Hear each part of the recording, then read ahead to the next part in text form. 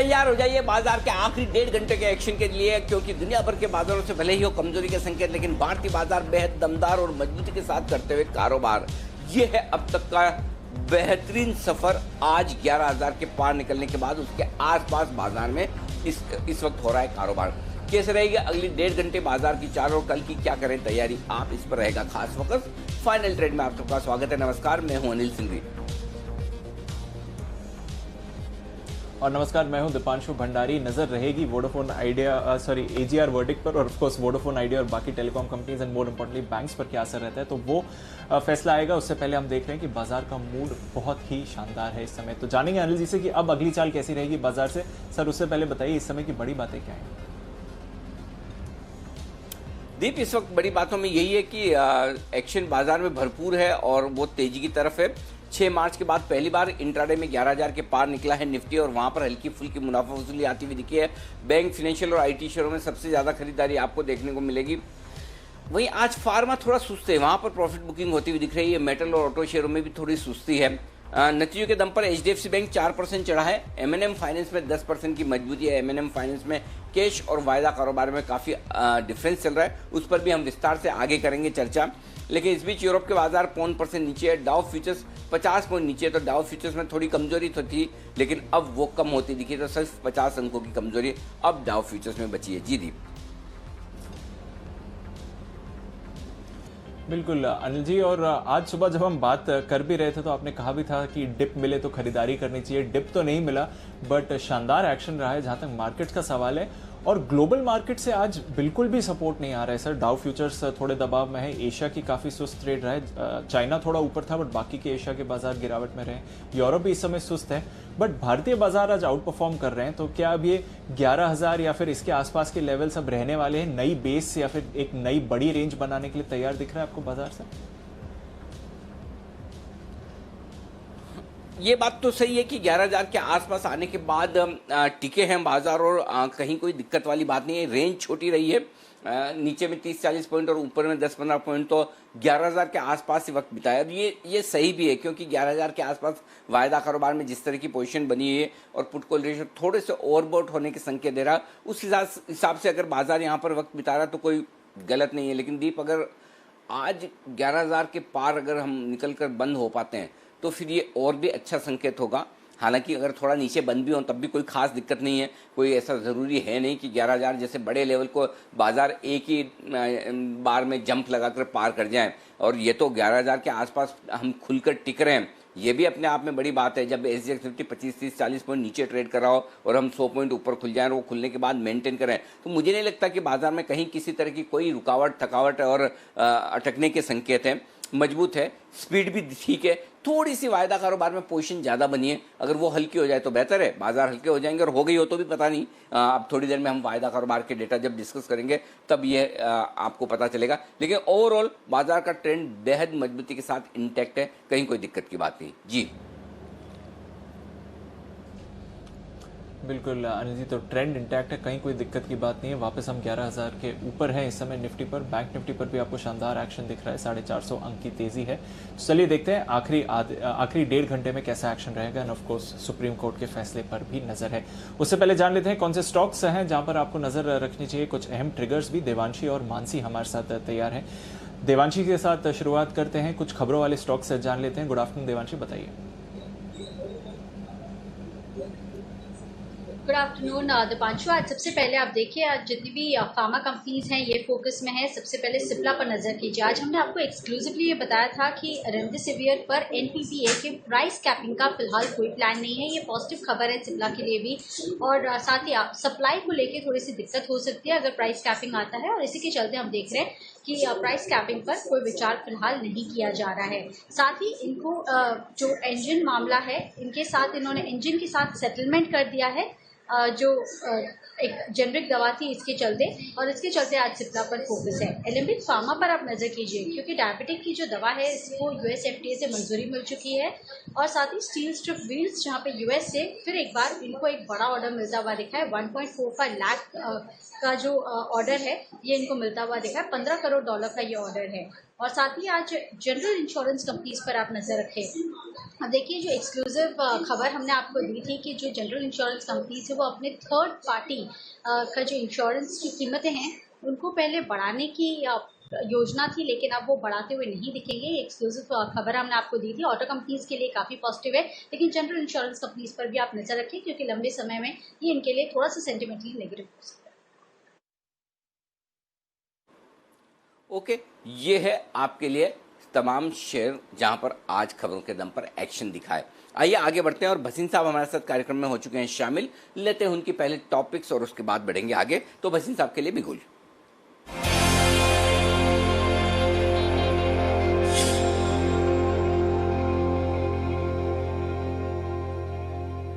भसीन साहब, स्वागत है आपका। पहले तो सर अपडेट जो आप देना चाहें और उसके अलावा फिर फ्रेश पिक्स आपकी मैं लेता हूं, तो क्या अपडेट देना चाहेंगे सर? के 3 शेयर जो काफी रिकमेंड किए थे फ्राइडे को भी, वो भी हो गए। इंडिया बुल आपको दिया था, हैवल्स एक दिया था मैंने 585 रुपए में, वो 605 हो गया है। तो अगर आप ले रखे हैं तो प्रॉफिट बुक कीजिए।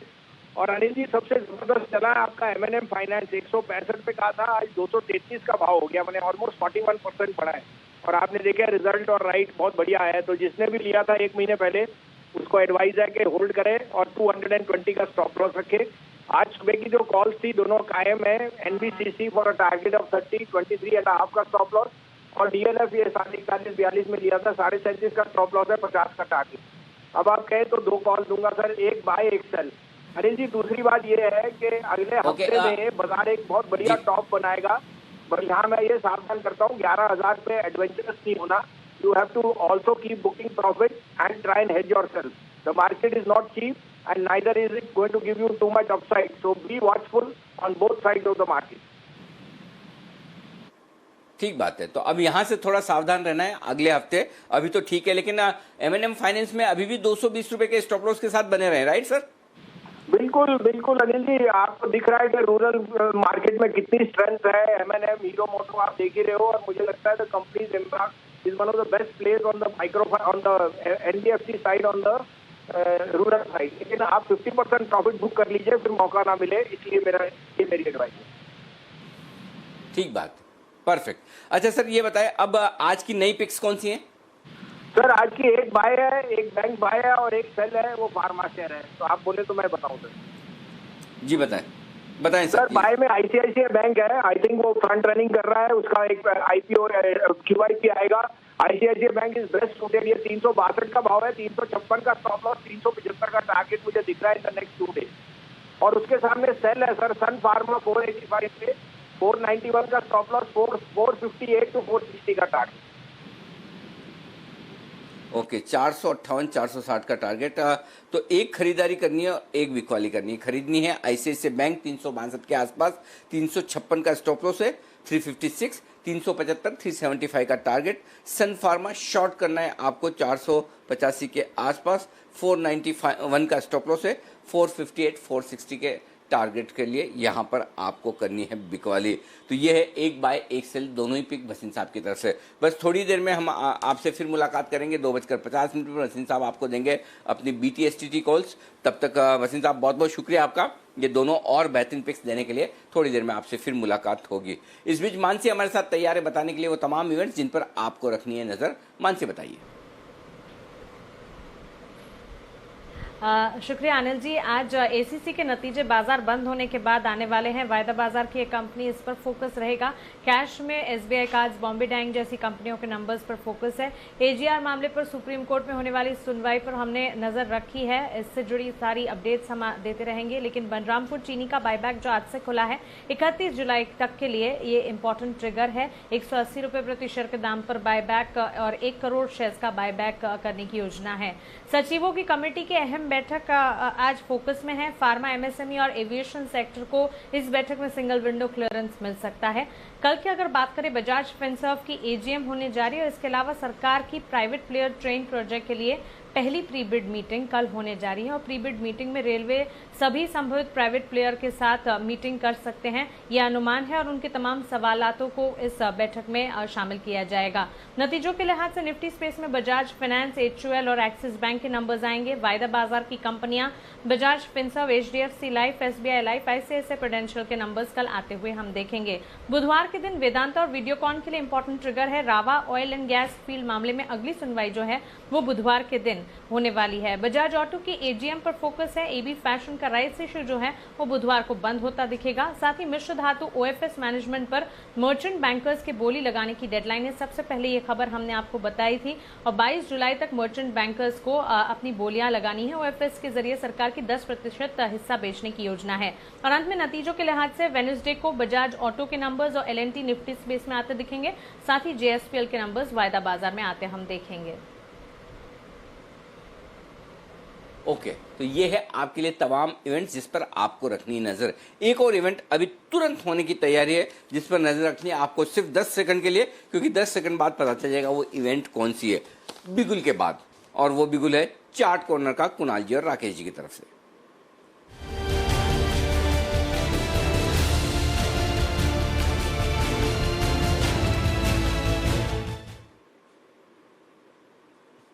बताएं सर।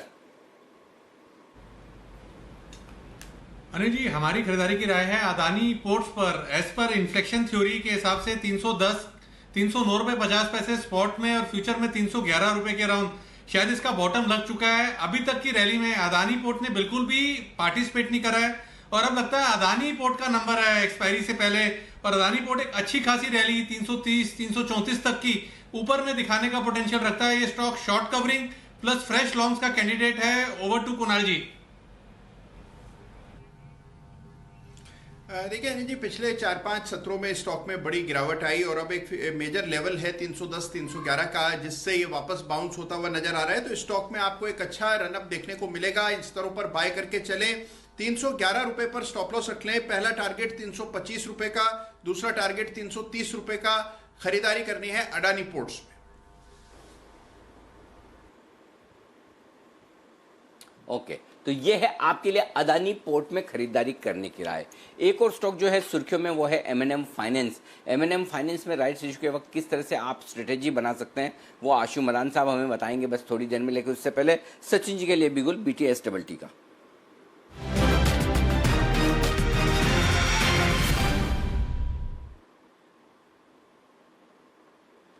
बताएं सचिन जी। गुड आफ्टरनून अनिल जी। गुड आफ्टरनून जी। सर यहाँ पर आरबीएल बैंक में मुझे लग रहा है मोमेंटम आना चाहिए। जिस तरीके से फिलहाल प्लेस्ड है 176.50 के आसपास इसका फ्यूचर लॉन्ग करने की सलाह है। स्टॉप लॉस आपको काफ़ी छोटा लगाना है अराउंड 174 का। एंड मुझे लग रहा है ये जो मोमेंटम जो जनरेट हो रहा है वो एक्सटेंड होना चाहिए अराउंड 183 182 तक। तो एक पोजिशनल ट्रेड होगा 1 से 2 दिनों के लिए। बाय करना है आरबीएल बैंक 174 के स्टॉप लॉस के साथ 183 टारगेट के लिए। ओके, तो ये है आपके लिए आरबीएल बैंक में खरीदारी करनी। ओके, 177 रुपए के आसपास यहाँ पर आरबीएल बैंक में आप करें तेजी, ये राय है सचिन जी की तरफ से। वागले साहब के लिए BTST और उसके बाद आशु सर के पास चलेंगे हम।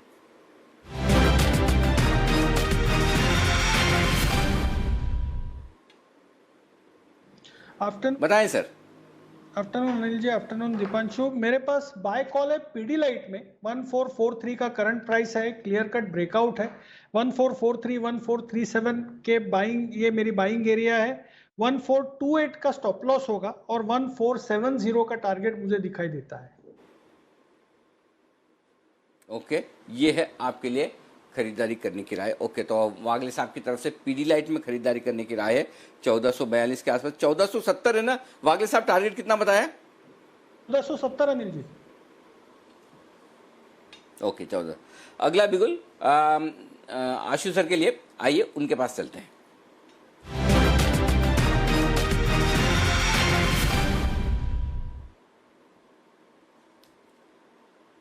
बताएं सर।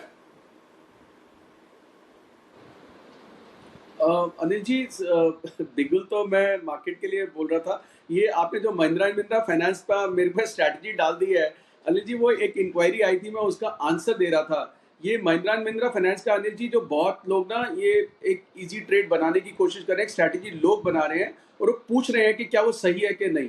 तो मेरा उस पर अनिल जी वो था कि जो इस वक्त मार्केट में चल रहा है कि 235-40 का rate Mahindra and Mahindra finance में है और 50 रुपए का राइट मिलेगा, 290 145 की एवरेज हो जाएगी। और सितंबर का फ्यूचर लोग ऑलरेडी 30-40 रुपए डिस्काउंट पे चल रहा है, और वो इसी वजह से चल रहा है क्योंकि लोग उसमें आर्बिट्रेज ढूंढ रहे हैं, और उसमें लग रहा है कि 145-50 की कॉस्टिंग होगी और 200 रुपए पे सितंबर का फ्यूचर बिक रहा है। सो अनिल जी, मेरा मानना यह है कि इसके अंदर इंटरेस्ट कॉस्ट है और इसके अंदर एक अनसर्टेनिटी कॉस्ट भी है कि अगर राइट इशू पोस्टपोन हो गया या अगर किसी वजह से राइट इशू का भाव ऊपर नीचे हो गया, और यानी कि कोई भी ट्रेड इतना इजी ट्रेड दिखता नहीं है जो एक सिंपल आर्बिट्रेज लोग ढूंढने की कोशिश कर रहे हैं। तो ये मैं कैलकुलेशन सिर्फ शेयर करना चाहता था क्योंकि सुबह से बहुत सारी इंक्वायरीज आ रही है। इसको मैं अनिल जी इस चीज से भी रिलेट कर सकता हूँ कि पिछले हफ्ते येस बैंक का भाव 26 रुपए था और इसमें उल्टा बदला, यानी कि SLBM 6 से 7 रुपए का चल रहा था। तो काफी लोगों ने येस बैंक में डिलीवरी उठाई और 6-7 रुपए का उल्टा बदला में SLBM किया, तो वो लेने के बाद अनिल जी भाव ही 19 रुपए का आ गया।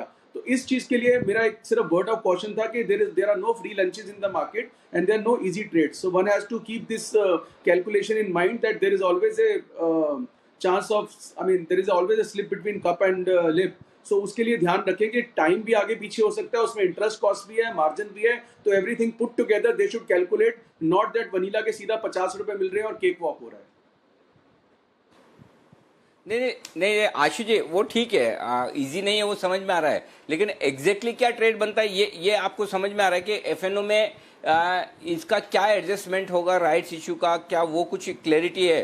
क्योंकि हम काफ़ी लोगों से बातचीत करने की कोशिश करें, ये क्लियर नहीं हो पा रहा है कि महिंद्रा एंड महिंद्रा में इस राइट्स इशू का एडजस्टमेंट कैसे होगा। आपको कुछ अंदाजा है कि कैसे होगा?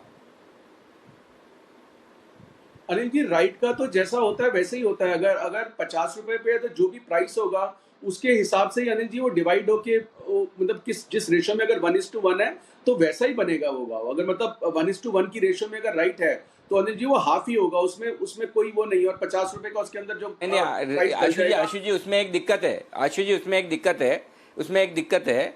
दिक्कत ये है कि आजकल जब स्पेशल कॉर्पोरेट बेनिफिट्स और कॉर्पोरेट एक्शन होते हैं तो उसका बेनिफिट आपको एक सर्टेन प्राइस से ज़्यादा होता है, तो उसका बेनिफिट आपको एफएनओ में जो ट्रेड करने वाले लोग हैं उनको भी मिलता है। जैसे है ना कि वो 10% से अगर ज़्यादा का डिविडेंड आया, जिस दिन शेयर बंद हुआ उस दिन, मतलब जैसे आज किसी कंपनी ने उसकी स्टॉक की प्राइस से ज़्यादा 10% ज़्यादा का डिविडेंड दिया, तो वो वायदा कारोबार के जो ट्रेडर्स हैं उनको भी वो 10% के डिविडेंड का बेनिफिट होगा, सिर्फ कैश मार्केट वालों को नहीं होगा। जैसा कि अभी हाल ही में कौन से स्टॉक में आया था 10% से ज़्यादा डिविडेंड, और 10 रुपये किस में आया था? कुणाल जी किसी में तो आया था, बंसल जी किस में आया था वो डिविडेंड जिसका हमने डिस्कशन भी किया था 10 रुपये से? आईटीसी में 195 में बंद हुआ था और 10 रुपये का डिविडेंड आया था, राइट?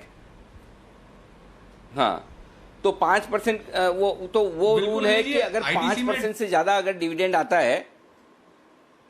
जी बंसल जी, देखिए अनिल जी, पूरा एडजस्ट हुआ था। 207 रुपए की क्लोजिंग थी डिविडेंड से एक दिन पहले, और जिस दिन एक्स डिविडेंड हुआ था तो उस दिन नीचे खुला था, बट उसमें जो कैरी फॉरवर्ड ट्रेड मिला था अनिल जी 197 का मिला था। तो बिल्कुल डिविडेंड फ्यूचर्स के अंदर एडजस्ट हुआ था, और जिन्होंने डिविडेंड से पहले कैरी करा था उनको कोई नुकसान नहीं हुआ था उसके अंदर। लेकिन अभी ये राइट्स इश्यू है, अभी ये क्लियर समझ में नहीं आ रहा। अगर किसी को क्लैरिटी है कि आप सब में से कि इस राइट्स इश्यू का एडजस्टमेंट किस तरह से होगा, 23 तारीख को रिकॉर्ड डेट है राइट्स की, अगर किसी को अंदाजा हो तो बताएं। नहीं तो आशु जी एक बार आप फिर से इस पर कंक्लूडिंग रिमार्क दें कि आपके हिसाब से क्या कोई ट्रेड क्लियर कट बनता है या कंफ्यूजन है तो दूर रहें। अनिल जी, जो ट्रीटमेंट है वो वही होगा जब राइट का ये एक्स राइट हो जाएगा, और अगर 1:1 है तो जो भी भाव होगा उसका आधा होगा, क्योंकि डिविडेंड की ट्रीटमेंट डिफरेंट है और जो राइट और बोनस की ट्रीटमेंट है डिफरेंट है। क्योंकि डिविडेंड की ट्रीटमेंट में अनिल जी स्टॉक की क्वांटिटी में फर्क नहीं आता और सिर्फ प्राइस पे इफेक्ट होता है। इसमें सर स्टॉक की क्वांटिटी पे इफेक्ट आएगा। तो 1:1 में सर जो भी रेट होगा वो अगर जब एक्स राइट हो जाएगा तो हो जाएगा। उसके अंदर जो 50 रुपये प्राइस है वो अनिल जी जिसने कैश में खरीदा हुआ है या जिसने राइट है, क्योंकि कुछ लोग राइट लगाएंगे, कुछ मिस भी कर देंगे, वो सब होगा। तो ये ट्रीटमेंट तो अनिल जी ऐसा होगा। बाकी कैलकुलेशन तो आपको कॉस्टिंग की बनानी पड़ेगी। मेरा सिर्फ मानना यह है कि जो क्लियर कट लोगों को कॉस्ट दिख रही है 240 प्लस 50 290 डिवाइडेड बाय 2 145, और सितंबर का फ्यूचर इसी वजह से डिस्काउंट चल रहा है 45 रुपए, वो है तो राइट है, लेकिन उसमें अनिल जी प्राइस अगर आगे पीछे हो गया और अगर डेफर हो गया तो वो ये सौदा लोगों को भारी भी पड़ सकता है। तो इस चीज का बस ध्यान में रखें, बाकी कैलकुलेशन यही है। पता नहीं, अभी इसमें लाइफ में बहुत कन्फ्यूजन है। आज हम थोड़ा और इस पर मेहनत करेंगे, थोड़ा और समझेंगे, शाम को इस पर रिसर्च की जाए कि एग्जैक्टली किस तरह से क्या कुछ होगा, क्योंकि बहुत सारी कैलकुलेशन, एक कैलकुलेशन बंसल जी ने भेजी है, एक कैलकुलेशन हमारे जयपुर वाले जन साहब हैं, उनके पार्टनर वो निशान जी हैं, उन्होंने भेजी है। ढेर सारी चीज़ें आ रही है, कुछ मेरे और परिचित है वो भी भेज रहे हैं। साथ ही हमें राजेश पालिया साहब भी कुछ इन्फॉर्मेशन भेजें, तो बहुत सारी इन्फॉर्मेशन और सबके अलग अलग व्यूज़ आ रहे हैं, तो थोड़ा देखेंगे समझेंगे क्या कुछ होता है। तब तक दीप आप कार्यक्रम को आगे बढ़ाइए और मैं जल्दी से एक बार डेटा देख लेता हूँ जी। बिल्कुल अनिल जी, तो जब तक डेटा आता है तब तक देख लेते हैं कि मार्केट में और एक्शन कैसा है। सुप्रीम कोर्ट में जो सुनवाई होने वाली है एजीआर मामले पर, उस पर भी हमारी नज़र है। एसीसी, इसके नतीजे आने वाले हैं, एक बार जान लेते हैं कि किस तरह का अनुमान लगाया जा रहा है। मानसी हमारे साथ तैयार है, बताएं मानसी। बिल्कुल दीपांशु, कमज़ोर नतीजे आने के यहाँ पर संभावना दिख रही है। सबसे पहले तो बिक्री यहाँ पर करीब 36% गिरती हुई देखने को मिल सकती है। वॉल्यूम्स में 34% की गिरावट सालाना आधार पर हम देख पाएंगे। रियलाइजेशंस, अनुमान ये लगाया जा रहा है कि सालाना आधार पर 4.8% की गिरावट यहाँ पर देखने को मिलेगी। वहीं तिमाही आधार पर रियलाइजेशंस में 2.9% की बढ़त का अनुमान लगाकर चल रहे हैं। क्योंकि सालाना आधार पर रियलाइजेशंस और वॉल्यूम्स में गिरावट है, इसका सीधा असर कामकाजी मुनाफे पर पड़ता दिखेगा। अनुमान ये लगाया जा रहा है कि करीब 40% की गिरावट कंपनी के कामकाजी मुनाफे के फ्रंट पर आती दिखेगी। रेडी मिक्स कंक्रीट रेवेन्यू में 50% की गिरावट का अनुमान है। मार्जिन 17% से 15.9% पर जाते हुए दिखेंगे और मुनाफे के फ्रंट पर 52% की गिरावट का अनुमान हम लगाकर चल रहे हैं। कुछ चीजें हैं जिन पर नजर रखनी होगी। कोरोना के चलते कंपनी और सेक्टर के प्रदर्शन का हाल क्या है, सीमेंट की मांग पर, साथ ही सीमेंट की कीमतों के ट्रेंड पर जहां पर लगातार उतार चढ़ाव हम देख रहे हैं, और साथ ही वॉल्यूम्स की स्थिति इस तिमाही नतीजों में कैसी आती है, इस पर भी हमारी नजर होगी। लेकिन नतीजे जो हैं कमजोरी की तरफ ज्यादा इशारा कर रहे हैं। ओके, नतीजे कमज़ोरी की तरफ ज़्यादा इशारा कर रहे हैं। नज़र रखते हैं किस तरह के नतीजे आ सकते हैं। जहां तक एसीसी का सवाल है, दिग्गज सीमेंट कंपनीज में से पहले नतीजे आने वाले हैं, तो नज़र रखते हैं इस पर। बंसल जी, मुझे याद है शायद पिछले हफ्ते आपने स्टॉक के बारे में एक दिन रिकमेंडेशन भी दी थी। कोई राय जहां तक चार्ट स्ट्रक्चर का सवाल है एसीसी के? देखिए दिवांशु, टेक्निकल रुझान बढ़िया है। ये स्टॉक ब्रेकआउट लेता है, एक नई टेरिटरी में जाता है, फिर वापस नीचे आता है। As of now buy on decline वाला स्टॉक बना हुआ है एसीसी। 1308 नीचे में एक अच्छा बेस है। 1308 का जिसके पास है, 1308 का स्टॉप लॉस लगाना चाहिए। 1340, 1341 के लेवल शॉर्ट टर्म में यहाँ पे ऊपर में देखने को मिल सकते हैं। ओके, नज़र रखते हैं जहां तक एसीसी के नतीजों का सवाल है। और चार्ट स्ट्रक्चर वैसे पॉजिटिव ही लग रहा है, जैसे कि बंसी जी कह रहे हैं, हर डिप पर एक खरीदारी की अपॉर्चुनिटी, एक अप मूव की अपॉर्चुनिटी आपको आती हुई दिख रही है। चलिए देख लेते हैं और कौन से स्टॉक्स हैं जो आज बढ़िया एक्शन आपको दिखा रहे हैं। कुणाल जी, ब्रिटानिया तो अच्छी चाल में है, ये सुबह इसके बारे में बात करी थी। बॉम्बे बर्मा आज फिर से थोड़ा पॉजिटिव मूवमेंट दिखा रहा है। स्टॉक हम देख रहे हैं कि दिन ब दिन वैसे तो पॉजिटिव रहता है, बट इंटरडे अपॉर्चुनिटीज काफ़ी देता है दिन में। इन लेवल्स पर क्या करना चाहिए? 1260 के करीब है बॉम्बे बर्मा, कोई फ्रेश ट्रेड है यहाँ पर? देखिए, स्ट्रक्चर बहुत स्ट्रांग है दीपांशु, कोई डाउट नहीं है। केवल एक रेजिस्टेंस नजर आती है 1285 के आसपास, और आज भी अगर आप इंट्राडे हाई देखें तो लगभग 1285 का ही हाई है। तो 1285 जो है ये मुझे इमीडिएट एक हर्डल नजर आ रही है। जैसे ये भाव पार होगा तो फिर 1350 तक के लेवल्स बिल्कुल साफ आपको आते हुए दिखेंगे और बहुत जल्दी आ जाएंगे। तो मेरी राय में अब इन स्तरों पर खरीदारी नहीं करनी चाहिए। 1285 के ऊपर स्टॉक निकले तब खरीदें। अगर ऑलरेडी आपकी लॉन्ग पोजीशन है तो एक ट्रेलिंग स्टॉप लॉस रख लें 1250 के आसपास और होल्ड करने की राय। ओके, तो ये है आपके लिए राय इस वक्त साफ तौर पर आती हुई बॉम्बे बर्मा पर। आइए अब वक्त है एक स्पेशल पिक का, और स्पेशल पिक के लिए तैयार है हमारे साथ किरण जी, और किरण जी की स्पेशल पिक्स हमेशा करते हैं कमाल धमाल। और आइए, एक बिगुल बीटीएसटी वाला नहीं चलेगा। किरण जी कह रहे हैं मेरे लिए स्पेशल बिगुल चाहिए, और वो स्पेशल बिगुल होना चाहिए पूरी तरह से स्पेशल पिक का। तो आइए किरण जी के लिए बिगुल।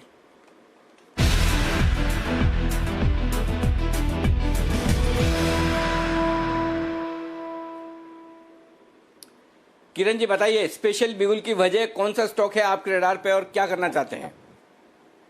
अनिल जी, बहुत ही स्पेशल ब्रेकआउट है, इसलिए स्पेशल बिगुल बजा है। आज सवेरे भी बजाज फिनसर्व के बारे में बात की, लगभग वो टारगेट आते नजर आ गए थे।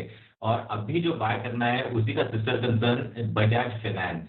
बजाज फाइनेंस ने 9 दिन के कंसोलिडेशन का ब्रेकआउट दिया है और कल उनके रिजल्ट है और इंटरनली मुझे मालूम है कि बहुत अच्छे रिजल्ट आएंगे और चार्ट पे ये बिल्कुल देखने को मिल रहा है कि जो जिस तरीके से ब्रेकआउट हो रहा है, मेरा मानना है कि एक बहुत बड़ा अपमूव देखने को मिलेगा।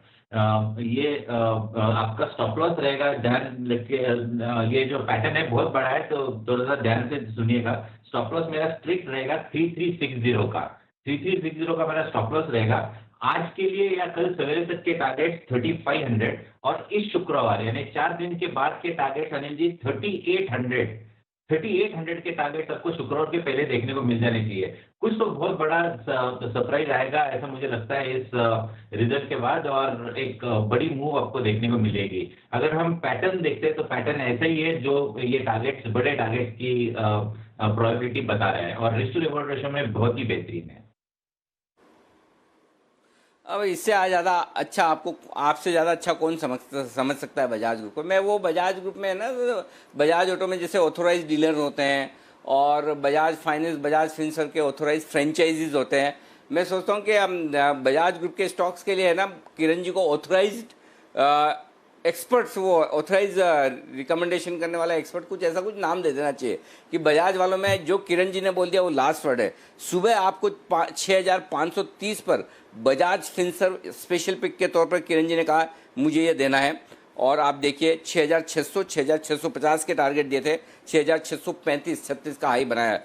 आज सुबह में 100 रुपये ये स्टॉक बढ़ा है। अब बजाज फाइनेंस किरण जी कह रहे हैं 3400 रुपये का ये स्टॉक है, इसको 3360 के स्टॉप लॉस के साथ खरीदिए। 3500 तो तुरंत में आज कल में हो जाएगा और हफ्ते भर में, इस हफ्ते में 3800 तक हो जाए तो बड़ी बात नहीं। तो बेहतरीन पिक बजाज फाइनेंस पे। वागले साहब क्या है आपकी सलाह? कुछ किरण जी को ऐसा कुछ ऑथोराइज्ड, ऐसा मतलब कुछ लाइसेंस इस तरह का कोई वो दे दिया जाए कि बजाज ग्रुप पर जिस किसी को भी कोई भी ओपिनियन देनी हो पहले किरण जी से एनओसी लेकर आए, इस तरह से ऐसा कुछ कर ले, या किरण जी देते रहे वो ज़्यादा बढ़िया है? बताइए अनिल जी। मेरा तो कहना है किरण जी को बी अल्फाबेट का पूरा क्या बोलेंगे पावर दिया जाए, क्योंकि बाटा भी उन्हीं का स्टॉक है। एब्सोल्युटली, बी अल्फाबेट के A to Z सारे स्टॉक्स आप ही देंगे किरण जी, ठीक है ना? सारे बी अल्फाबेट वाले जो A to Z स्टॉक्स सारे वो आपके हैं, मतलब बी अल्फाबेट में बी के बाद A to Z जितने भी है, बी वाले के बाद छोड़ के। ओके, तो किरण जी की बेहतरीन पिक। और बजाज फाइनेंस देखिए किरण जी के बोलने के बाद तेज दौड़ लगाता हुआ ऑलरेडी 25 रुपये तो मजबूती के साथ ऊपर आ ही चुका है। जबरदस्त तेजी होती दिख रही है। और बजाज फाइनेंस में तेजी की एक और वजह मैं बता दूं, और वो है इसके आने वाले रिजल्ट्स। और कैसे रहेंगे रिजल्ट्स ये बताने के लिए तैयार है पूजा हमारे साथ। पूजा बताइए। जी, बजाज फाइनेंस के नतीजों में देखिए इनका कोर प्रदर्शन को लेकर और जो नकदी की जो हालात हैं उसको लेकर तो कोई दिक्कत नहीं होगी। लिक्विडिटी के फ्रंट पर भी कंपनी स्ट्रांग है और को परफॉर्मेंस भी बैंक कंपनी की अच्छी ही रहेगी, लेकिन नजर रहेगी इनके एसेट क्वालिटी पर, प्रोविजनिंग को लेकर, क्योंकि हमारा अनुमान है कि अगर साल दर साल कंपेयर करेंगे तो करीब 172% की बढ़त कंपनी के प्रोविजनिंग में देखने को मिल सकती है और बढ़ी हुई प्रोविजनिंग का असर ही इस बार मुनाफे पर पड़ेगा और हमारा अनुमान है कि 26% की गिरावट यहाँ पर देखने को मिल सकती है। जिस तरीके से ऑपरेशनल फ्रंट पर कंपनी नंबर जारी कर रहे हैं उसके मुताबिक ये भी माना जा रहा है कि ग्राहक भी कंपनी के घट सकते हैं और नए ग्राहकों में कमी से हल्का असर यहाँ पर लोन ग्रोथ पर देखने को मिलेगा। लेकिन कलेक्शन और कंपनी की मॉनिटरिंग बुक किस तरीके की होती है इस पर नजर रहेगी। तो वो प्रदर्शन अच्छे रहेंगे, लेकिन एसेट क्वालिटी पर नजर रहेगी। ओके, ये है बजाज फाइनेंस आपके लिए। नतीजों से पहले आप देखिए दमदार एक्शन बन रहा है इस स्टॉक में, 3.5% ऊपर है और किरण जी की तरफ से हाई कन्विक्शन कॉल है। पर चलिए बिगुल बजाते हैं, जान लेते हैं कि 2:30 बज गए हैं। अनिल जी की स्ट्रैटेजी क्या है इस समय?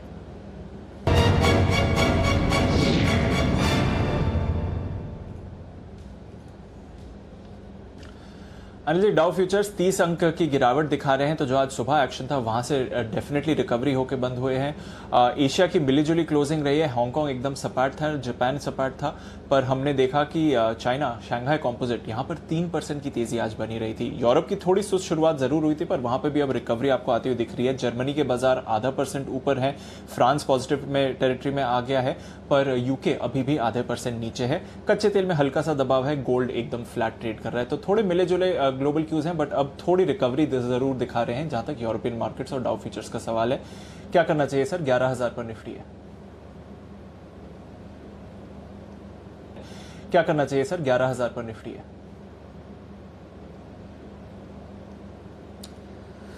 11,000 पर निफ्टी है दीप, और एक्चुअली है ना ये मेक और ब्रेक वाला लेवल है और यहाँ पर अटक रहा है। एक क्लियर कट व्यू बन पाना थोड़ा सा मुश्किल हो रहा है। क्यों हो रहा है वो मैं बता दूँ। 11,000 में देखिए एक चीज़ क्लियर कट है कि आज भी कॉल राइटिंग हुई है 9 लाख शेयर, 26 लाख शेयरों का ओपन इंटरेस्ट। मैं मंथली की बात ही नहीं कर रहा, मैं वीकली की बात कर रहा हूँ। तो पहली चीज़ तो है कि 10,900 के नीचे नहीं जाएगा, ये डेटा में दिख रहा है। दूसरा है कि 11,000 के ऊपर आज बंद हो पाता है क्या? अगर 11,000 के ऊपर आज बंद होता है दीप, तो फिर कल और तेजी ये 11,150 कल ही आपको दिखा दे तो बड़ी बात नहीं है।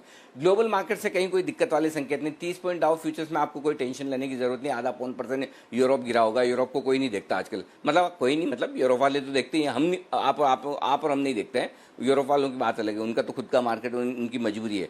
बाकी 10,900 के नीचे नहीं जाएगा। 11,000 के ऊपर अगर आज क्लोज होता है, टिक रहा है, वैसे तो अगर हिम्मत करके ले सकते हैं आप, कोई दिक्कत वाली बात नहीं है। और अगर 50 एक पॉइंट नीचे आ जाए निफ्टी तो और ऐड कर लीजिए। तो 3.20 पर एक ट्रेड लेंगे कल के लिए, बट अभी व्यू आपका पॉजिटिव है, तेजी में बने रहना चाहिए। ये निफ्टी की बात हुई। 11,000 से 11,150 का इमीडिएट टारगेट है निफ्टी का अगले 1-2 दिन का।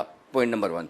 पॉइंट नंबर 2, बैंक निफ्टी में आइए 22,350-375 पर ट्रेड कर रहा है। 22,500 के पार निकल गया। आज का हाई 22,520 है। अगर 3 बजे के पहले 22,520 पार करके टिक जाता है 2-4-5 मिनट, तो फिर बैंक निफ्टी लपक लीजिएगा। फिर बैंक निफ्टी में बढ़िया तेजी बनेगी, जो इवेंचुअली एक्सपायरी के पहले आपको 22,900 23,000 तक, यानी कि 400 पॉइंट 500 पॉइंट बैंक निफ्टी को और उछालेगी। क्यों उछालेगी उसका कारण बता दूं। 22,000 के लेवल पर 4 लाख शेयर कॉल्स में है, 22,500 पे 6 लाख शेयर कॉल हैं।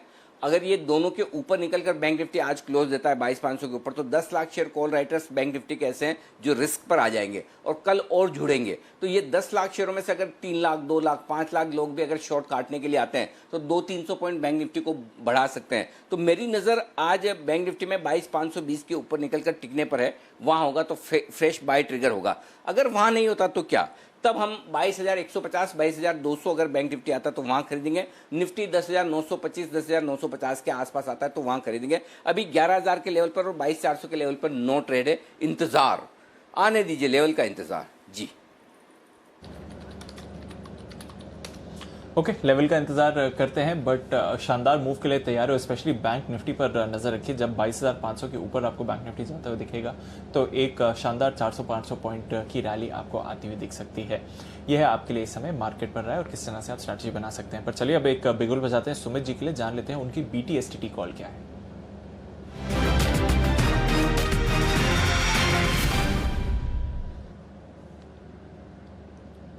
बताएं सुमित जी। Good afternoon Deepanshu. दीपांशु, उज्जीवन यहाँ पे चार्ट्स पे अच्छा दिख रहा है। 254-255 के आसपास का भाव चल रहा है। उज्जीवन में यहाँ से एक अच्छा अपसाइड मूव देखने को मिलना चाहिए। स्टॉक ने जस्ट अभी कल का हाई निकाला है और स्टॉक पिछले 5 से 7 दिनों में छोटा सा एक सीमित दायरे में ट्रेड दिखा रहा था। ऐसा लग रहा है कि जैसे ही 256 के ऊपर क्लोजिंग देगा आज, तो उसके बाद इस हफ्ते में उज्जीवन में 265 रुपए से लेके 275 रुपए तक का अपसाइड मूव उज्जीवन में देखने को मिल सकता है। जिन्होंने भी पोजीशंस बनाई है वो अपनी पोजीशंस को बिल्कुल होल्ड करके चले, क्योंकि जिस तरह का स्टॉक का स्ट्रक्चर है उसको देखते हुए लगता है कि स्टॉक यहाँ से बढ़िया अपसाइड मूव दिखाना चाहिए। CMP पे या कोई भी डिप आता है तो खरीदारी करें। नीचे में 245 के आसपास का सपोर्ट है तो वो स्टॉप लॉस होगा, और ऊपर पे 265 और 275 ये 2 टारगेट्स के लिए ध्यान में रखते हुए पोजीशंस बनानी चाहिए उज्जीवन के अंदर।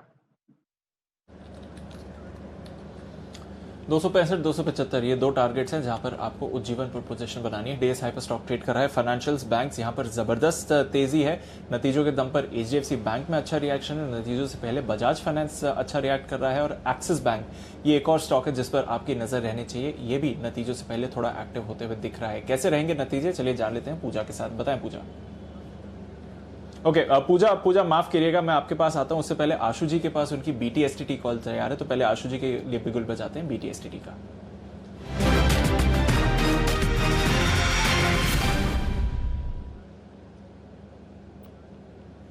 बताएं आशु सर। नहीं दीपांशु, BTSTT तो मैं बाद में दूंगा, लेकिन अभी मुझे स्प्रेड्स का अपडेट देना था। हमने फ्राइडे को स्प्रेड्स दिए थे 10,700 10,940 रुपए की कॉस्ट में, और एक बैंक निफ्टी का स्प्रेड दिया था। सो दीपांशु, मुझे उसको, क्योंकि लोग पूछते हैं, जानना चाहते हैं, उस स्प्रेड में अभी 20 से 25 रुपए का लॉस हो रहा है। 11,100 तक सेफ है।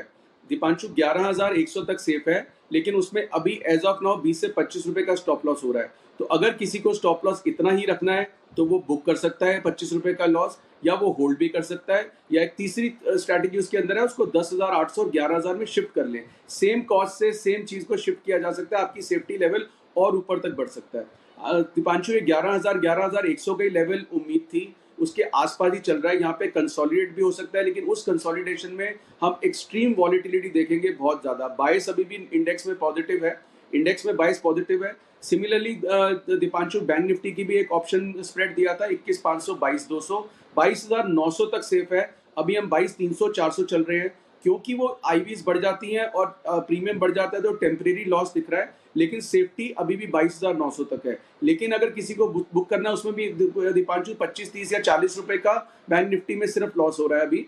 और अगर किसी को बुक करना है कर लें, शिफ्ट करना है तो 22,600 में शिफ्ट कर सकते हैं उसको। तीसरी चीज दीपांशु, अभी भी ये जो मार्केट है बैंक निफ्टी भी, इसमें इस वक्त बहुत ऑल्टरनेट बाउट चल रहे हैं। अगर आप देखेंगे आईसीआईसी बैंक स्ट्रॉन्ग दिखा रहा है, जिसका हमारा स्प्रेड ऑलरेडी चल रहा है 350 की कॉल का। एक्सिस वीकनेस दिखा रहा है, और अगर इंडस स्ट्रेंथ दिखा रहा है तो कोटक वीकनेस दिखा रहा है। स्टेट बैंक स्प्रेड दिखा रहा है तो कोई और चीज। तो ये बड़ा mix trade with in the sector भी चल रहा है। सन फार्मा में देखिए तो ये इस लेवल पे बहुत ही प्रूडेंटली ट्रेड हमें करना है, और क्योंकि वॉलिटिलिटी बहुत ज्यादा रहेगी दीपांशु। तो मुझे पहले अपडेट देने थे, बीटीएसटी में बाद में दूंगा। ओके, ये तो थे अपडेट। आशु सर, जो आप बोल रहे थे स्ट्रैटेजी शिफ्ट करनी है, शिफ्ट करने वाली स्ट्रैटेजी का क्या एग्जैक्ट फॉर्मेट होगा? Deepanshu, good question. 10,700 900 को 10,800 11,000 में शिफ्ट कर सकते हैं। सेम डिफरेंस चल रहा है, सेम कॉस्ट चल रही है, कुछ चेंज नहीं है इसके अंदर, बट आपका सेफ्टी नेट और ऊपर बढ़ जाता है। आप 11,100 की जगह 11,200 तक सेफ हो जाते हैं। तो हमने जिन क्लाइंट्स ने बने नहीं रहना था, उनको ये स्ट्रैटेजी से शिफ्ट करा दिया। 10,700 10,900 की जगह 10,800 11,000 कर दिया। जो पहले सेफ 11,100 तक थी, अभी भी हम 11,000 के निफ्टी पे हैं। 100 पॉइंट का पिछले स्प्रेड में भी हमारे पास कवर है, लेकिन उस कवर को अगर और बढ़ाना है तो आप 11,200 तक सेफ रह सकते हैं। 10,800 की लेके 11,000 की 2 बेच दीजिए, उसको शिफ्ट कर लीजिए।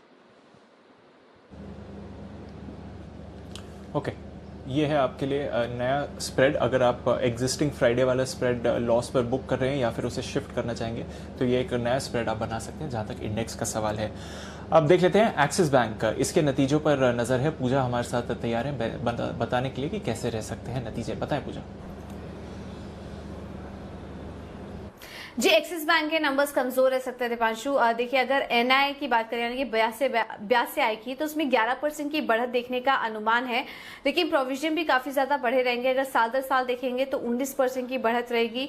मुनाफे पर भी इसका असर पड़ेगा और 19% की गिरावट यहाँ पर मुनाफे में देखने को मिल सकती है। ग्रॉस एमपी के फ्रंट पर भी दबाव देखने का अनुमान है, और अगर तिमाही दर तिमाही देखेंगे तो 4.9% से बढ़कर ये जो ग्रॉस एमपी का आंकड़ा है ये 5.2% आ सकता है। लोन ग्रोथ भी धीमी रहेगी, मार्जिन में भी गिरावट संभव है, और हमारा अनुमान है कि 3.45% के आसपास मार्जिन देखने को मिल सकते हैं। एक्सिस बैंक ने प्रोविजनिंग वैसे काफी कर ली थी अपने बुक्स पर, लेकिन जिस तरीके से बैंक का जो फोकस है वो कॉर्पोरेट पर रहा है, तो वहां से कुछ दिक्कतें और नए स्लिपेजेस देखने को मिल सकते हैं, और उसके सामने कुछ अतिरिक्त प्रोविजनिंग देखने को मिल सकती है। और रिटेल फ्रंट पर भी हम देख रहे हैं कि कहीं कहीं कुछ सेगमेंट्स में दिक्कतें चल रही हैं, तो उसके सामने भी बैंक को प्रोविजनिंग करनी पड़ेगी। लोन ग्रोथ धीमी रहेगी और 15% की ही ग्रोथ देखने का अनुमान है, तो कमजोर नंबर्स देखने को मिल सकते हैं एक्सिस बैंक से। ओके, थोड़े कमज़ोर नंबर्स रह सकते हैं एक्सिस बैंक के। और देखिए, आज भी एक्सिस बैंक बिल्कुल पार्टिसिपेट नहीं कर रहा है। हालांकि फ्राइडे को हमने ज़रूर इसमें थोड़ा एक्टिव एक्शन देखा था। सचिन जी, आपकी राय, Axis Bank versus ICICI Bank, better trade को इसमें दिख रहा है सर आपको?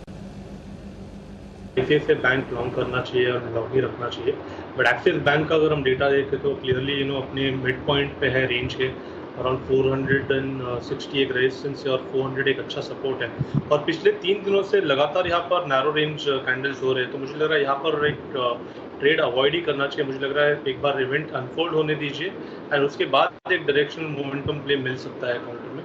बट फिलहाल मुझे लग रहा है आईसीआईसीआई बैंक में एक अच्छा प्रपोजिशन है जहाँ पर अभी भी लॉन्ग्स बनाए जा सकते हैं, बट एक्सिस बैंक मुझे लग रहा है वेट करना चाहिए। कल के रिजल्ट्स के बाद ही यहाँ पर ट्रेड इनिशिएट करना चाहिए हमको फ्रेश ट्रेड। ओके, ये है आपके लिए राय। आईसीआईसीआई बैंक बेटर लग रहा है इस समय जहां तक इंटरडे ट्रेड का सवाल है, और थोड़ी देर पहले भसीन साहब भी उस पर पोजिशनल पिक देकर गए थे। एक्सेस पर इंतजार करते हैं इनके नतीजों का।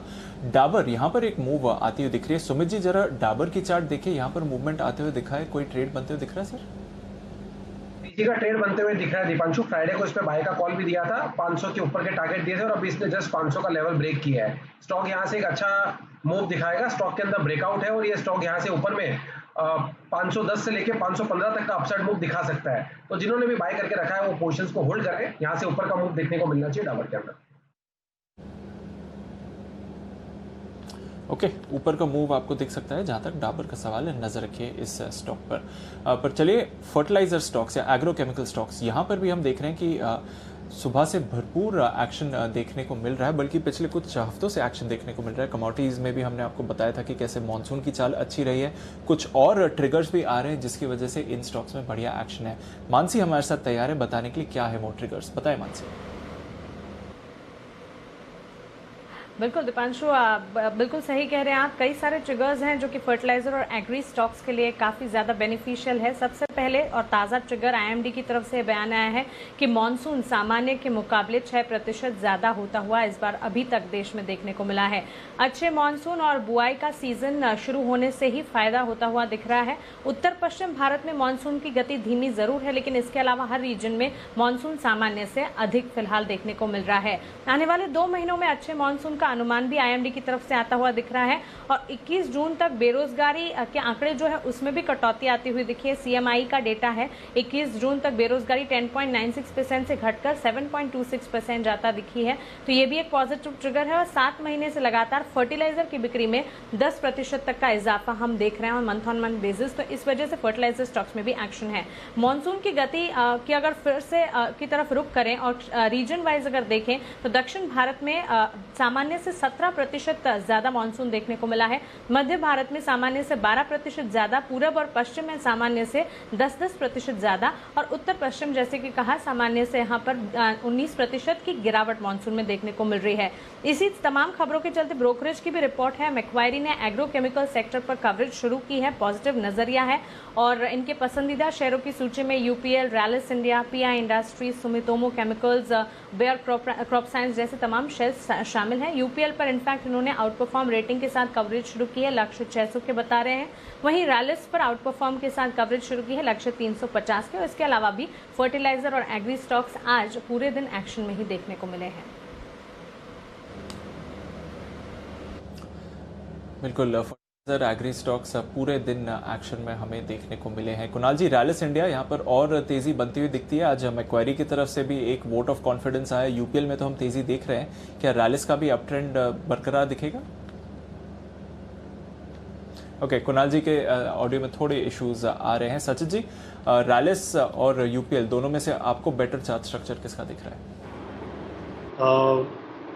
जी, इनफैक्ट यहाँ पर यूपीएल पे एक ऑलरेडी लॉन्ग बायस हमने इनिशिएट किया हुआ है और जिस तरीके से स्ट्रक्चर है अपने एक अच्छे कॉन्ट्रैक्शन के बाद यहाँ पर एक ब्रेकआउट हुआ था। मुझे लग रहा है अपने 200 डे एक्सटेंशन मूविंग एवरेज तक ये पर्टिकुलर रैली एक्सटेंड होनी चाहिए जो अराउंड 470 के आसपास प्लेस्ड है। तो डेफिनेटली आई थिंक दोनों में अगर फ्रेश ट्रेड इनिशिएट करना है तो मेरी सलाह होगी कि यूपीएल एक बेटर कैंडिडेट होगा। स्टॉप लॉस अभी भी आप अराउंड 445 के आसपास लगा सकते हैं। 7 से 8 रुपये का स्टॉप लॉस होगा और ऊपर मुझे लग रहा है अराउंड 475 480 इस पर्टिकुलर जोन के आसपास ये पर्टिकुलर मूव एक्सटेंड होनी चाहिए अगले 2 दिनों में। तो यूपीएल में लॉन्ग्स बनाए जा सकते हैं। रैलीज स्ट्रक्चर काफ़ी इंटरेस्टिंग है बट ऑलरेडी काफ़ी चल चुका है स्टॉक। तो मुझे लग रहा है यूपीएल में एक फ्रेश मोमेंटम है जिसमें पार्टिसिपेट करना चाहिए।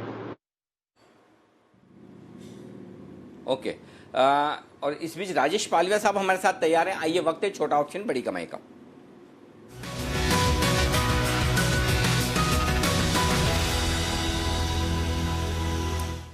Rajesh ji, good morning, good afternoon sir, बताएं।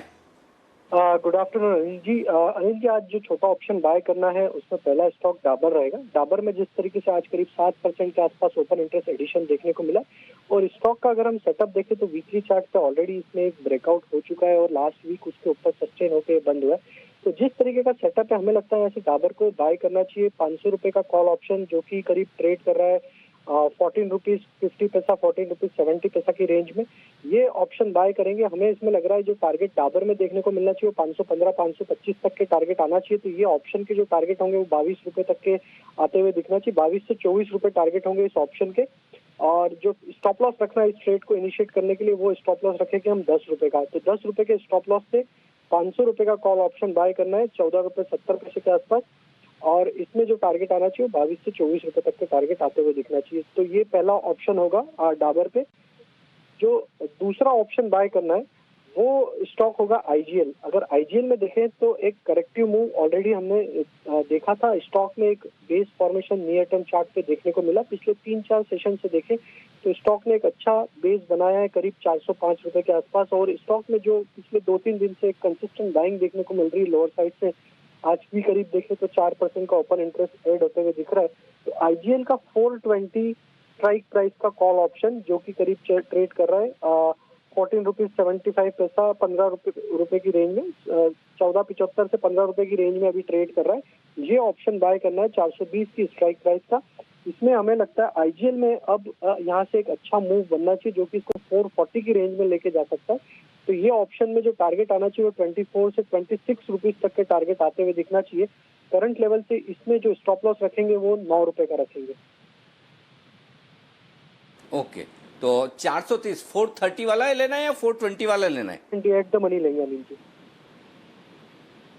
ओके, 420 वाला ये कॉल ऑप्शन खरीदना है आईजीएल में, और डाबर भी खरीदना है ₹500 वाला कॉल ऑप्शन। तो 2 कॉल ऑप्शन खरीदने की राय है यहाँ पर राजेश जी की तरफ से। आइए आगे बढ़ते हैं और फोकस करते हैं हमारी बड़ी और एक्सक्लूसिव खबर पर जो कि आत्मनिर्भर भारत से जुड़ी हुई ये है बड़ी खबर। और हमारी एग्जीक्यूटिव एडिटर स्वाति खंडेलवाल हमारे साथ जुड़ने जा रही हैं जो बताएंगी कि किस तरह के बड़े पॉलिसी डिसीजंस होने जा रहे हैं जो देश में आत्मनिर्भर भारत बनाने में मदद करेंगे और किन कंपनियों पर इन बड़े ऐलानों का, बड़े कदमों का, बड़े पॉलिसी डिसीजंस का असर पड़ेगा। आइए बात करते हैं स्वाति से। स्वाति बताइए क्या है बड़ी और एक्सक्लूसिव खबर? देखिए, इस वक्त आत्मनिर्भर भारत पर ही सरकार का पूरा फोकस है। हर मिनिस्ट्री पर यही बात हो रही है। और अब मुझे सूत्र बता रहे हैं चर्चा में इस वक्त जो सेक्टर है उस पर बहुत काम हुआ है ऑलरेडी, बहुत सारे डिस्कशंस हुए और अब ऑलमोस्ट करीब करीब वो फाइनल स्टेजेस में है। मैं बात कर रही हूँ एसईजेड, इंडस्ट्रियल पार्क्स, क्लस्टर्स जिसकी बात करते हैं। एसईजेड पर सरकार का पूरा फोकस है और जो अनयूटिलाइज्ड लैंड पार्सल है बिकॉज ऑफ एसईजेड उसकी जो यूटिलिटी बढ़ाने के लिए सरकार अब बड़े कदम उठा रही है। बहुत जल्दी आप देखेंगे नई पॉलिसी के तहत सरकार एक मेगा पुश देने जा रही है एसईजेड्स को। आप जानते हैं ऑलमोस्ट 232 एसईजेड्स इस वक्त ऑपरेशनल है। 50% से ज्यादा अनयूटिलाइज्ड लैंड इस वक्त पड़ी है। सरकार को क्या चाहिए? सरकार को चाहिए कि फॉरेन कंपनी टेक्नोलॉजी इंडिया में आए, इंडिया आत्मनिर्भर बने, यहाँ बनाए, मेक इन इंडिया करे और मेक इन इंडिया के बाद वो वर्ल्ड के लिए भी बनाए। इसके लिए ये लैंड यूटिलाइजेशन बेहद जरूरी है। जो तकलीफें देखी एसईजेड ने पिछले सालों जब से ये अनाउंस हुए थे वो कुछ ना कुछ कहीं हद तक हम कह सकते हैं कि फ्यूचर रेडी नहीं था, ग्लोबल या इन्वेस्टर फ्रेंडली नहीं था। तो ये सब चेंजेस अब इसमें लाए जा रहे हैं जिससे अट्रैक्ट करे वो फॉरेन इन्वेस्टर्स। और एसईजेड की जो लैंड में जो आपको कंसेशंस मिलते हैं वो थोड़े उसका एक्सपांस थोड़ा बढ़ाया जाए। तो मैं आपको बताऊं सरकार इस वक्त फोकस कर रही है मैन्युफैक्चर करने के लिए, जैसे मोबाइल फोन्स हैं, टीवी एलईडीज हैं, एंसिलरीज हैं जिस पर हम बहुत डिपेंड करते हैं दूसरे नेशंस पे, क्यों ना वो भारत में ही बनाए जाए। हमारे पास लैंड की कमी है नहीं, ये लैंड सरकार ने आइडेंटिफाई की है। इसको एसईजेड के तहत जो कंसेशंस मिलेंगे उसका फायदा डोमेस्टिक कंपनीज को होगा और इवन ग्लोबल कंपनीज को होगा। तो ये एक बहुत ही plan thought through process commerce ministry ने निकाला है जिसके तहत एसईजेड की लैंड को वो भरपूर इस्तेमाल करने के लिए एक पॉलिसी का निर्माण करने जा रहे हैं। आप देखें लॉन्ग टर्म लीज देने की बात हो रही है यहाँ एसईजेड की लैंड बैंक डेवलपमेंट में, जिसमें सरकार के लिए भी विन विन सिचुएशन हो, कंपनीज के लिए भी विन विन सिचुएशन हो। टैक्स ब्रेक्स देने की बात है, यहाँ टैक्स हॉलिडे दी जाए फॉरेन कंपनीज को जो एसईजेड में यहाँ इन्वेस्ट करना चाहेंगे। एक बड़े पैमाने पे इंडिया भी एक ग्लोबल वर्ल्ड के लिए चीजें इंडिया में बनाए। ये पूरा फोकस आत्मनिर्भर भारत के लिए अनिल जी। और एसईजेड हम देखेंगे एक बहुत ही बड़ा रोल प्ले करेगा उसमें। मिसाल के तौर पे यहाँ कहा गया है कंपनी जो एसईजेड में लोकेटेड है उनको अलाउ किया जाए कि एक स्पेसिफाइड पोर्शन लैंड का जो उनके पास है वो आउटपुट डोमेस्टिक मार्केट में भी दिया जाए। फ्लेक्सिबिलिटी दी जाए डेवलपर को कि वो लॉन्ग टर्म लीज एग्रीमेंट में जाए स्टेक होल्डर्स के साथ और ये स्टेट के पॉलिसीज के साथ मिलकर। तो आप ये समझिए एसईजेड कि जो एक 50% अनयूटिलाइज लैंड थी, अब बहुत ज्यादा फोकस के साथ सरकार इसको बिल्कुल वेस्ट नहीं करना चाहती और इस पर आप बड़े एक्शन। बड़ा फोकस, बिल्कुल बड़ा फोकस आ रहा है। एक्सक्लूसिव खबर लेकर आ रही है स्वाति हमारे लिए। और अनिल जी, इसका कितना बड़ा इम्पैक्ट हो सकता है, क्योंकि स्पेशली उन कंपनीज के लिए जिनके पास एक्सेस लैंड बैंक है, जिनकी एसईजीज में एक्सेस लैंड है, जिसको अब सरकार यूटिलाइज करने के लिए इतने बड़े इंसेंटिव्स देने का प्लान बना रही है। दीप, ये बहुत बड़ा गेम चेंजर होगा। देखिए, अगर बाहर से कोई कंपनी हिंदुस्तान में आके कारोबार करना चाहती तो उसके सबसे बड़ी मुश्किल है लैंड एक्विजिशन की। और हिंदुस्तान में जो एसईजेड वाली कंपनियां जो बड़ा लैंड लेकर बैठी है, उनकी 50% से ज़्यादा लैंड अनयूटिलाइज्ड है। लेकिन कुछ टर्म्स कंडीशन और रेस्ट्रिक्शंस ऐसे हैं जिसकी वजह से उनकी लैंड यूटिलाइज नहीं हो पाती और बाहर वाली कंपनियां आती तो उन्हें लैंड मिल नहीं पाती है। आपने अभी हाल ही में रिलायंस की एजीएम में सुना कि किस तरह से रिलायंस गूगल के साथ मिलकर बड़ा मोबाइल मैन्युफैक्चरिंग सेटअप यहाँ पर कर सकता है। तो अब जाहिर सी बात है, इस तरह के फोन्स अगर हिंदुस्तान में बनना शुरू होंगे, 3-4 चीज़ें ऐसी हैं जिसमें हिंदुस्तान में आत्मनिर्भर भारत की तैयारी है। पहला मोबाइल फ़ोन है, दूसरा टीवी है और तीसरा एयर कंडीशनर्स हैं। ये तीनों ही इनके लिए बड़े पार्क्स और बड़े एसईजेड्स जो हैं वो यहाँ पर रिलैक्सेशन के साथ दिए जाएंगे और वो सबसे बड़ा बेनिफिट होगा। फर्ज करें अगर रिलायंस यहाँ पर बड़ी मैन्युफैक्चरिंग मोबाइल की करने जाती है तो 4-4 हज़ार एकड़ लैंड है जयकॉप और रिलायंस इंडस्ट्रियल इंफ्रा के पास। तो ये एकदम तैयार दावेदार हैं, जमीन है, एसईजेड हैं, बस जो इनको छूट चाहिए थोड़ी सी, इसमें कई सारी छूट सरकार देंगी। तो ये एसईजेड के लिए बड़ी फायदेमंद बात होगी। BF utility Bharat forge group की कंपनी है, इनके पास बेंगलोर के पास अच्छा खासा लंबा चौड़ा लैंड बैंक है। तो एक चीज़ बहुत साफ है, अब आत्मनिर्भर भारत में और अब जो पॉलिसी डिसीजंस होने जा रहे हैं उसमें जो कंपनियां हिंदुस्तान में आकर बड़ा मैन्युफैक्चरिंग प्लांट लगाना चाहती है या हिंदुस्तान की अपनी कंपनियां भी जो एसईजेड में काम कर रही है और जिनके लिए कुछ मुश्किलें हैं, कुछ रुकावटें हैं, उनको रिलैक्सेशन दिया जाएगा। मसलन आप 75% एसईजेड के तौर पर करें, 25% आप लोकल भी आप बेच सकते हैं अपने प्रोडक्ट्स को। तो ये जो इंसेंटिव्स दिए जाएंगे इससे इनको बड़ा फ़ायदा मिलेगा और एसईजेड जो शुरुआत में बड़े गर्म थे और बाद में बिल्कुल ठंडे हो गए, इसको वापस रिवाइव किया जाएगा। तो मेरे ख्याल से ये एक बहुत बड़ा इंटरेस्टिंग डेवलपमेंट होने जा रहा है जो सरकार कर रही है और इससे वाकई में जो मैन्युफैक्चरिंग को बढ़ावा देने की सरकार की इच्छा है उस पर ज़रूर फायदा होता हुआ दिखेगा। तो ये एक बड़ी पॉलिसी डिसीजन जो सरकार की तरफ से आने की तैयारी में। स्वाति की एक्सक्लूसिव खबर, जयकॉप, रिलायंस इंडस्ट्रियल इंफ्रा और बीएफ यूटिलिटीज़ के लिए ये बेहद फायदेमंद खबर है और भारी लैंड बैंक वाली कंपनियों पर जो और जिनके पास एसईजेड हैं उन पर आपको फोकस करना चाहिए। आइए, बसीन साहब हमारे साथ कार्यक्रम में शामिल हो रहे हैं और आगे बढ़ते हैं। वक्त है बसीन साहब की बेहतरीन पिक्स लेने का।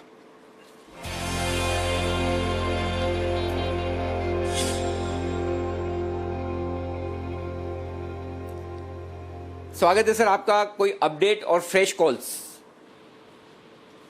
भाव हैं जो 3-4 आज की कॉल थी उसमें जहाँ एक आध दिन रखा है और इसमें हेज बनाया है। सन फार्मा शॉर्ट था, आईसीआईसीआई बैंक लॉन्ग है और हमें लगता है आईसीआईसीआई बैंक आज भी तो कल जरूर बढ़िया चलेगा। तो सन फार्मा में फार्मा शेयरों में वीकनेस है तो उसमें एक हेज बना के रखिए। अब के लिए सर एक ही कॉल है आपकी, BTST आप कहें तो मैं दूँ? जी सर प्लीज बताएं। तो सर बाय है इंफ्राटेल में 205.5 से 6 का भाव है, 201.5 रुपए का स्टॉप लॉस, 218 से 20 का टारगेट। स्टॉप लॉस क्या बताया सर? 201.5 रुपए का सर, 201.5। ओके, 201.50 का स्टॉप लॉस, परफेक्ट। 201.50 का स्टॉप लॉस और 218-220 का टारगेट है। भारतीय इंफ्राटेल में यहाँ पर खरीदारी करने की राय है बसीन साहब की तरफ से एकमात्र BTST पिक्स। शुक्रिया सर, कल आपसे फिर होगी मुलाकात। कल हम आपसे बात करेंगे और लेंगे आपकी बेहतरीन पिक्स। फिलहाल ये है आपके लिए बेहतरीन पिक्स। आइए, सुमित जी की तरफ से भी एक BTST कॉल है, सुमित जी के लिए बिगुल।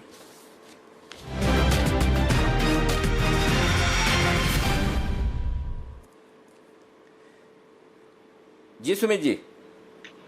अनिल जी, एफएमसीजी स्टॉक्स में तेजी देखने को मिल रहा है। कोलपाल यहाँ पे स्टॉक अच्छा दिख रहा है, 1444 1445 के आसपास स्टॉक का अभी भाव चल रहा है। कोलपाल के अंदर लॉन्ग पोजीशंस इनिशिएट करना है CMB पे। स्टॉक ने 200 DMA के ऊपर सस्टेन करना स्टार्ट किया है। रिसेंट का जो स्विंग हाई बना था 4 दिन पहले 1450 के आसपास, जैसे ही वो निकलता है तो कोलगेट पामोलिव के अंदर यहाँ से एक अच्छा अपसाइड मूव देखने को मिल सकता है और फिर ऊपर में 1470 रुपए से लेकर 1500 रुपए तक के स्तर कोलपाल के अंदर देखने को मिल सकते हैं। 1470 1500 ये टारगेट होंगे इस हफ्ते के लिए। स्टॉक के अंदर बाय का व्यू लेना है, एग्जिस्टिंग पोजीशंस होल्ड करके चलना है। नीचे में 1400 से 1410 का सपोर्ट है, तो उसके आसपास स्टॉप लॉस होना चाहिए। 1400 का स्टॉप लॉस लगाएं और बाय करें 1470 से 1500 तक के टारगेट्स के लिए। ओके, मैं तो समझा लोग कोलगेट को भूल ही गए हैं। चलो शुक्र है सुमित जी ने याद तो रखा कि कोलगेट नाम का स्टॉक भी है जो रिकमेंड किया जाता है। तो 1445 रुपए के आसपास कोलगेट में खरीदारी करने का स्टॉप लॉस सुमित जी थोड़ा दूर नहीं है? 1400 रुपए थोड़ा नजदीक करो ना, ये बहुत दूर है। थोड़ा सा दूर है अनिल जी। मैं आज 1450 का क्लोजिंग का वेट कर रहा हूँ। 1450 का क्लोजिंग आते ही 1410 का स्टॉप लॉस रख सकते हैं, और भी रिवाइज कर सकते हैं। 1450 के ऊपर क्लोजिंग आ गई तो एंड तक वापस से अपडेट दे देंगे। 1410 का ध्यान में रखें फिलहाल स्टॉप लॉस। तो 1450 रुपए की क्लोजिंग चाहिए ना आपको? कितना बच रहा है 1450 की क्लोजिंग में? 5 रुपए तो बच रहे हैं। कितने? 5 ही बच रहे हैं ना? कितने बच रहे हैं? 5-7 रुपए। हाँ, सबको एक रुपए का जिम्मा सबको दे दो। एक कुणाल जी, एक राकेश जी, एक आशु जी, एक वागले साहब, एक किरण जी, सब लोग मिलकर प्लीज एक रुपए का कंट्रीब्यूशन करें और 1450 के ऊपर की क्लोजिंग कराएं कोलगेट पामोलिव में, तो फिर सुमित जी का काम हो जाए और स्टॉप लॉस ऊपर की तरफ रिवाइज हो जाए और कल के लिए ब्रेकआउट भी मिल जाए। सबको देखो काम बांट देने का सुमित जी, उससे ठीक रहता है। क्या जैसे स्प्रेड वाला काम वागले जी को, अपने आशीष सर को करने दो, किरण जी अपनी स्पेशल पिक लगाते रहे और सचिन जी अपनी धुआंधार बैटिंग, आप सैटेलाइट छोड़ो और इस बीच में बाकी सब हो ना हो। कुणाल जी, राकेश जी तैयार है, बोले ये सब चीज छोड़ो, हमारी पिक ऑफ द डे पहले बिगुल बजाओ, तो बाकी सब चीज बाद में, पहले पिक ऑफ द डे का बिगुल।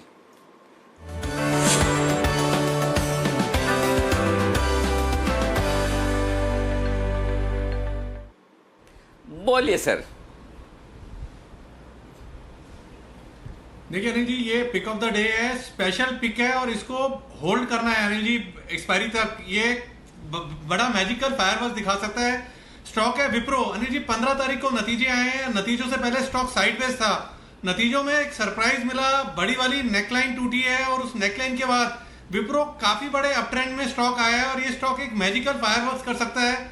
जब मैं कॉलेज में था तो एक हीरो मोटर का एक ऐड चलता था पेट्रोल डलाने के लिए, fill it, forget it, shut it. तो हीरो मोटर विप्रो के अंदर मुझे लगता है कि जो स्टॉप लॉस अभी हम देंगे उस स्टॉप लॉस को लगा के होल्ड करना चाहिए और ये स्टॉक मैजिकल फायरवर्क्स इस सीरीज में दिखाने का दमखम रखता है। एज ऑफ नो इन्फोसिस के बाद सेकंड हाईएस्ट कंट्रीब्यूटर है ये नेक्स्ट सीरीज से अभी तक में, और ये स्टॉक बड़ा उछाल दिखाएगा। ओवर टू कुणाल जी।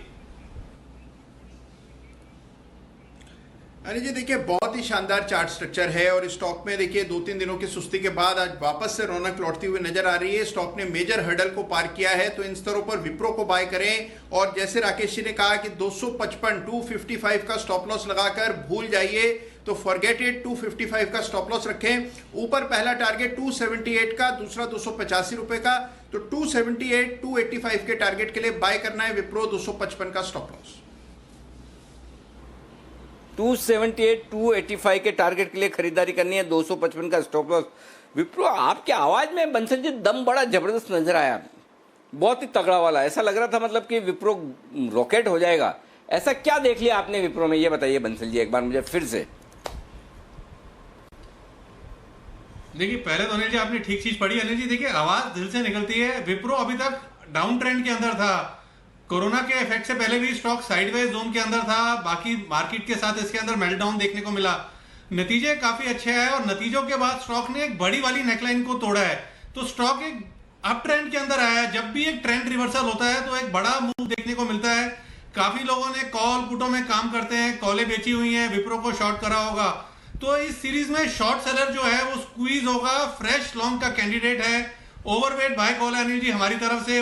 हम तो बिल्कुल 100% कॉन्फिडेंट है कि ये मैजिकल फायरवर्क्स दिखाएगा। मोर ऑफ अ डिफेंसिव बेट लगता है, तो इसको मिस नहीं करना चाहिए। ट्रेंड जहां रिवर्स होता है, डाउन ट्रेंड से स्टॉक अप ट्रेंड के अंदर आता है या अप ट्रेंड से डाउन ट्रेंड के अंदर जाता है, तब एक बड़ा मूव आता है। तो विप्रो उन क्राइटेरिया को फुलफिल कर रहा है, तो मिस नहीं करना चाहिए विप्रो को।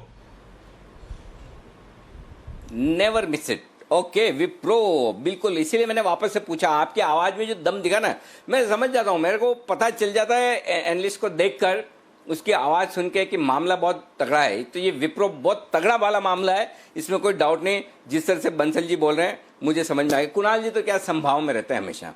कुणाल जी को तेजी हो या मंदी, ऊपर हो या नीचे, आगे हो या पीछे, उनकी लाइफ में कोई फर्क पड़ता नहीं।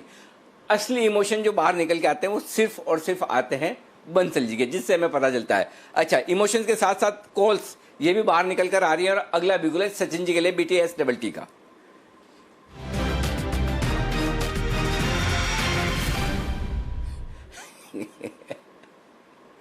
सचिन जी बताइए सर, इस बीच यार देखो आपकी जब कॉल के बिगुल बज रहे हैं, वागले साहब इशारा कर रहे हैं कि मुझे सुनने में नहीं आ रहा है, आशु जी कुछ और ही इशारा कर रहे हैं, सेठी साहब इधर फोन लाइन पर इंतजार कर रहे हैं कि मैंने फ्राइडे को आपको ओरिएंट सीमेंट दिया था, सर्किट लग गया, आज भी 3 बजे मेरी वापस से पिक लो, कि मैंने फ्राइडे को आपको ओरिएंट सीमेंट दिया था, सर्किट लग गया, आज भी 3 बजे मेरी वापस से पिक लो।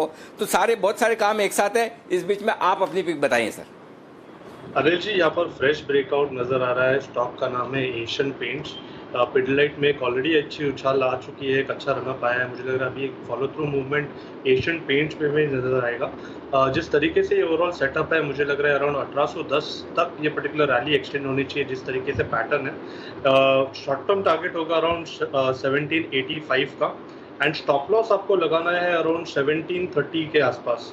सो लगभग अराउंड 25 रुपये की रिस्क होगी, एंड ऊपर में मुझे लग रहा है ये पोजिशनली होल्ड करना चाहिए 1810 के टारगेट के लिए। ओके, एशियन पेंट्स में करें खरीदारी, 1725 का लगाएं स्टॉप लॉस, 1750 से 1810 दो टारगेट के लिए करनी है आपको खरीदारी। ओके, ओरिएंट सीमेंट ये स्टॉक जरा आप देखिए, और ये स्टॉक आज भी 2% मजबूत है, 3% मजबूत है, और शुक्रवार को आपको ओरिएंट सीमेंट दिया था हमारे सेठी साहब ने, और उन्होंने कहा था कि भाई शॉर्ट टर्म के लिए यह स्टॉक आपके लिए मजबूती के साथ ट्रेड करेगा। आज भी 8.5 लाख शेयरों का वॉल्यूम और लगा है सर्किट। तो आइए सेठी साहब के लिए बिगुल, और फिर हम उनसे करते हैं बात। हर रोज 3 बजे आपको सेठी साहब की तरफ से मिलेगी एक बेहतरीन शॉर्ट टर्म पिक, उसकी भी आप तैयारी जरूर रखिए। जी बिगुल।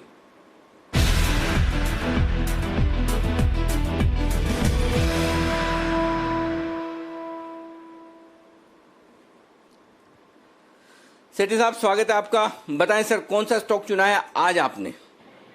देखिए अनिल जी, शॉर्ट टर्म के लिए ट्रेडिंग पिक है, तो मैंने एक ऐसा स्टॉक पिक किया है जो कि F&O सेगमेंट में भी ट्रेड होता है। कंपनी का नाम है टेक महिंद्रा। इस कंपनी के आने वाले सोमवार को नतीजे आने वाले हैं, और जिस तरह के नतीजे हमने TCS, इन्फोसिस, विप्रो और HCL टेक से देखे हैं, मुझे कोई दो राय नहीं कि इससे के भी नतीजे अच्छे होंगे। तो मुझे लगता है करंट लेवल्स पे, जो कि 100 कैश मार्केट में करीबन 615-16 के लेवल पे ये स्टॉक ट्रेड कर रहा है, यहाँ पे खरीदारी करने की सलाह है। मेरा एक वीक में, मतलब अंटिल द रिजल्ट, मुझे लगता है 640 तक के लेवल्स ये स्टॉक बिल्कुल अचीव कर सकता है, और यहाँ पे एक ट्रेडिंग पिक है तो स्टॉप लॉस देना चाहूंगा 605 का। ओके, 605 के स्टॉप लॉस के साथ खरीदें 640 के टारगेट के लिए। और ये अगले सोमवार, नेक्स्ट मंडे आ रहे हैं, रिजल्ट कब आ रहे हैं सर? हाँ, नेक्स्ट मंडे 27 तारीख को। ओके, आपका काम थोड़ा आसान करूं, एक काम करता हूं, ऐसा करता हूं कि ये है ना सुमित जी, हमारे सुमित जी को बोलता हूं भाई कि इसका एक अच्छा सा ऑप्शन भी ढूंढो अगले मंडे तक के लिए, या अगर आशु जी आप ढूंढना चाहें तो आप ढूंढो, दोनों में से कोई भी ढूंढो। और आपको कहीं अगर कोई स्प्रेड बनाना हो मंडे तक के लिए, तो वो भी, तो टेक महिंद्रा में एक बढ़िया स्ट्रेटेजी बनाई है रिजल्ट को ट्रेड करने के लिए आज से। तो ये है राय विकास जी की तरफ से खरीदने के लिए। 617 के आसपास खरीदिए टेक महिंद्रा, 605 का स्टॉप लॉस, 640 का टारगेट। एक ही है सर या और भी कुछ? नहीं, बिल्कुल अनिल जी, आज एक ही स्टॉक देना चाहूंगा, एक ही stock. Okay sir, thank you very much. और आप सुनते रहिएगा, सुनते क्या रहिएगा, आप तो सुनते भी है, देखते भी हैं। अभी आपके इस पर स्ट्रेटेजी पर सुमित जी और आशु जी कुछ न कुछ तैयार है क्या? आप तैयार हो तो अभी मैं आपके पास आऊं, नहीं तो थोड़ी देर में। बताइए आशु जी, सुमित जी, कौन तैयार है? ले लो अनिल जी, ले लो। सुमित जी तैयार, वाह। हाँ, लाओ सुमित जी लाओ। अनिल जी, टेक महिंद्रा विकास जी ने एकदम सही स्टॉक चुना है। सेठी साहब ने जो स्टॉक चुना है उसके अंदर ऑलरेडी ब्रेकआउट आ रहा है यहाँ पे, और यहाँ से स्टॉक के अंदर अच्छा अपसाइड मूव देखने को मिलेगा। तो जो ऑप्शन में स्ट्रेटेजी बनाई जा सकती है, 630 का कॉल लिया जा सकता है, जो कि 16, 16.5 के आसपास अभी अवेलेबल है। इसके अंदर नीचे में 9 रुपए या 10 रुपए के आसपास का स्टॉप लॉस लगाएं, और टेक महिंद्रा में जो उन्होंने टारगेट्स दिए वो अचीव होने पे इस कॉल का वैल्यू अच्छा खासा एप्रिसिएशन, कॉल के अंदर अच्छा खासा एप्रिसिएशन देखने को मिल सकता है, जिसमें ऊपर में 25 रुपए से लेके 30 रुपए तक के टारगेट देखने को मिल सकते हैं। टेक महिंद्रा 630 का कॉल, खरीदारी करें 16, 16.5 के आसपास, 9 रुपए के आसपास का स्टॉप लॉस, 25 से 30 का टारगेट होगा। Okay, perfect. तो ये है आपके लिए राय टेक महिंद्रा पर। आशु जी लाइन पे रही है, आपकी मदद करने के लिए। देखिए सुमित जी के साथ साथ आशु जी भी तैयार हैं। आशु जी बताएं सर। अनिल जी, मेरा तरीका थोड़ा दूसरा है। मैं अगर इसमें लूंगा टेक महिंद्रा में और मुझे कन्विक्शन है, तो मैं Anil ji in the money, deep in the money call लूंगा 600 रुपए की। राउंड फिगर की कॉल है अनिल जी, 30 रुपए की कॉल मिल रही है, इसको लेके इसके अगेंस्ट 640 की एक बेच दूंगा अनिल जी। इसमें प्राइस बनेगी अपनी 16 रुपए की, 17 रुपए की कॉस्ट आएगी, जो कि फ्यूचर से भी कम है। तो मुझे अगर अगले मंडे तक ये प्ले करना है तो अनिल जी मैं ये स्प्रेड बना के बिल्कुल शांति से बैठ जाऊंगा, और जो 20 रुपए 25 रुपए बीच में से खाने हैं वो इस स्ट्रैटेजी में अगर ये ऊपर 640 जाता है तो आराम से आ जाएंगे अनिल जी। तो 620 की लेने गए, 640 की बेचने का, बराबर सर? 600 की नहीं अनिल जी, 600 की इन द मनी, 600 की। अच्छा 600 की लेना, ओके अनिल जी समझ गया 600 done done done done done. और वैसे आज सुबह टेक महिंद्रा का कॉल ऑप्शन हमें खरीदने की राय दी थी शुभम जी ने, 620 वाला कॉल ऑप्शन आज सुबह उन्होंने खरीदने की राय दी थी, और ये कमाल करता हुआ भी दिख रहा है आपके लिए। अच्छा सेठी साहब, आपको दोनों में से किसकी ज्यादा पसंद है, सुमित जी की या आशु जी की, या आपके पास एक ऑप्शन और भी है, आप दोनों के लिए मना कर सकते हैं, आप ये भी कह सकते हैं मुझे तो मेरी स्ट्रेटेजी ज्यादा पसंद है, ये भी कर सकते हैं। देखो खुद की बढ़ाई खुद को करनी पड़ती है, कोई दूसरा बार आके करता नहीं है, तो आप वो चाहे तो तीसरा ऑप्शन भी इस्तेमाल कर सकते हैं। देखिए अनिल जी, वैसे तो क्या है, ऑप्शन के थ्रू ट्रेड करने में थोड़ा रिस्क कम होता है, तो बाजार भी जिन लेवल्स पे है, तो अगर किसी की रिस्क टेकिंग कैपेसिटी कम है तो बिल्कुल ऑप्शन के जरिए ट्रेड करें। बट मेरी मेंटेलिटी है पूरा प्रॉफिट खाने की रहती है, तो उस लिहाज से चूंकि मुझे कॉन्फिडेंस भी है कि स्टॉक बिल्कुल परफॉर्म करेगा, तो आई वुड रेकमेंड कि इस स्टॉक में, हालांकि अभी तो थोड़ा ऑलरेडी बढ़ चुका है, 615-16 के लेवल्स पे रेकमेंड किया था, और कैश में अभी 623-24 का भाव देख रहा हूं मैं। मुझे लगता है इस स्टॉक को डिलीवरी माने कैश में लेवे, या अगर आप पे क्वांटिटी ज्यादा हो तो फ्यूचर्स पे जो कि डिस्काउंट पे है, 2-3 रुपए डिस्काउंट पे चलता है, मुझे लगता है वहां पे भी खरीदारी डायरेक्टली की जा सकती है। ये तो दिल्ली और मुंबई का फर्क है, ये मुंबई वाले सेठी साहब है ना, इसलिए इन्होंने एकदम हल्के से बोल दिया जी, मतलब इनडायरेक्टली बोलते हैं मुझे मेरी वाली स्ट्रेटजी पसंद है। ये बंसल जी होते हैं ना, बंसल जी होते हैं आप दोनों की साइड में रखो, सिर्फ मेरी वाली जो है वही स्ट्रेटजी ठीक है, उस हिसाब से बोलते हैं। लेकिन कुछ भी हो, स्ट्रेटजी परफेक्ट है आपकी। और सेठी साहब देखिए, स्टॉक भी जबरदस्त एक्शन में आता हुआ दिख रहा है, टेक महिंद्रा जैसा स्टॉक बड़ी मजबूती के साथ दिन के हाई पॉइंट पर ट्रेड करता हुआ दिख रहा है। तो आपका धन्यवाद, आपको धन्यवाद, और आपको स्पेशली शुभम जी की तरफ से धन्यवाद। मैं शुभम जी का धन्यवाद आपको पहुंचा दूं, क्योंकि शुभम जी की सुबह की रिकमेंडेशन को आपने जोर से एकदम बल दे दिया। हाँ आशु सर कुछ कहना चाहते हैं आपको? जी आशु सर। मैं अनिल जी आपको दिल्ली और उसकी आवाज बोल रहा था कि आपने कहा कि बहुत ही सॉफ्ट और ये आवाज ये बॉम्बे की है, तो अनिल जी हमारे सारे पूरे दिल्ली नहीं पूरे नॉर्थ इंडिया के रिप्रेजेंटेटिव कुणाल जी हैं, जिनके इमोशन की अभी भी आप बात कर रहे थे अनिल जी। वो मॉनिटर होता है ना, वो हार्ट बीट वाला, तो उसके लिए तो खराब होता है कि इस तरह से चलते रहना चाहिए और ऐसे रहना चाहिए। तो कुणाल जी के इमोशन अनिल जो सिंपल एक लाइन में रहते हैं, खुशी गम, ट्रेड बढ़िया हो जाना, स्टॉप लॉस हो जाना, एग्जीक्यूट होना नहीं होना, तो अनिल जी वो उनका वन लाइन इमोशन है बिल्कुल, वो जो मशीन पे आता है वो। तो हमारे रिप्रेजेंटेटिव वो एक्सेप्शन ना वो रिप्रेजेंटेटिव वो एक मतलब वो एक्सेप्शन है, रूल नहीं है, मतलब वो आप में नहीं गिने जाते, वो उनको ज़्यादा करोगे ना आप। हम कनाडा में कनाडा रह के आए थे और कोलकाता में पैदा हुए थे, वहाँ के मान लीजिए कौन से विदेश में रह के आए थे कुणाल जी आप? अमेरिका या कनाडा? जी कनाडा। ओ कनाडा। हम तो हिंदी में पहले जब पढ़ते थे स्कूल में कनाडा बोलते थे, बहुत बाद में पता चला कि ये तो कनाडा होता है। बिल्कुल। तो बाकी है ना, बंसल जी आपने क्या पढ़ा स्कूल में, ये बताओ, ईमानदारी से बताना, स्कूल में जो पढ़ा वो वाला बताना, आजकल क्या बोलते वो छोड़ दो। देखिए अनिल जी, मैंने भी अनिल जी कनाडा पढ़ा है, और अनिल जी जिसने सोशल साइंस हिंदी में पढ़ी है ना अनिल जी, मतलब कि वो कनाडा ही बोलेगा अनिल जी। और अब तो अनिल जी मैं इतना कंफ्यूज हो गया हूँ, मुझे ये नहीं पता कि गोदरेज ठीक है कि गोदरेज ठीक है, तो काफी कंफ्यूजन है अनिल जी, बट पढ़ा अनिल जी कनाडा ही है। जब मेरे जैसे कोई एंकर आदि गोदरेज साहब का इंटरव्यू करे तो उन्हें गोदरेज बोलना है, बाकी आप जो गोदरेज बोल रहे हो वो एकदम परफेक्ट है, आप वही बोलो, उसी में बहुत अच्छे लगते हो गोदरेज। आपको गोदरेज बोलने की क्या जरूरत है? आप कौन सा इंटरव्यू करते हो उनका? हम करते हैं, हमें सही बोलना जरूरी, नहीं तो वो बुरा न मान जाए। बाकी गोदरेज आप जो बोलते हो उसमें जो बंसल जी प्यार है ना, वो गोदरेज में निकल के ही नहीं आता। तो आप जो कर रहे हो एकदम परफेक्ट है।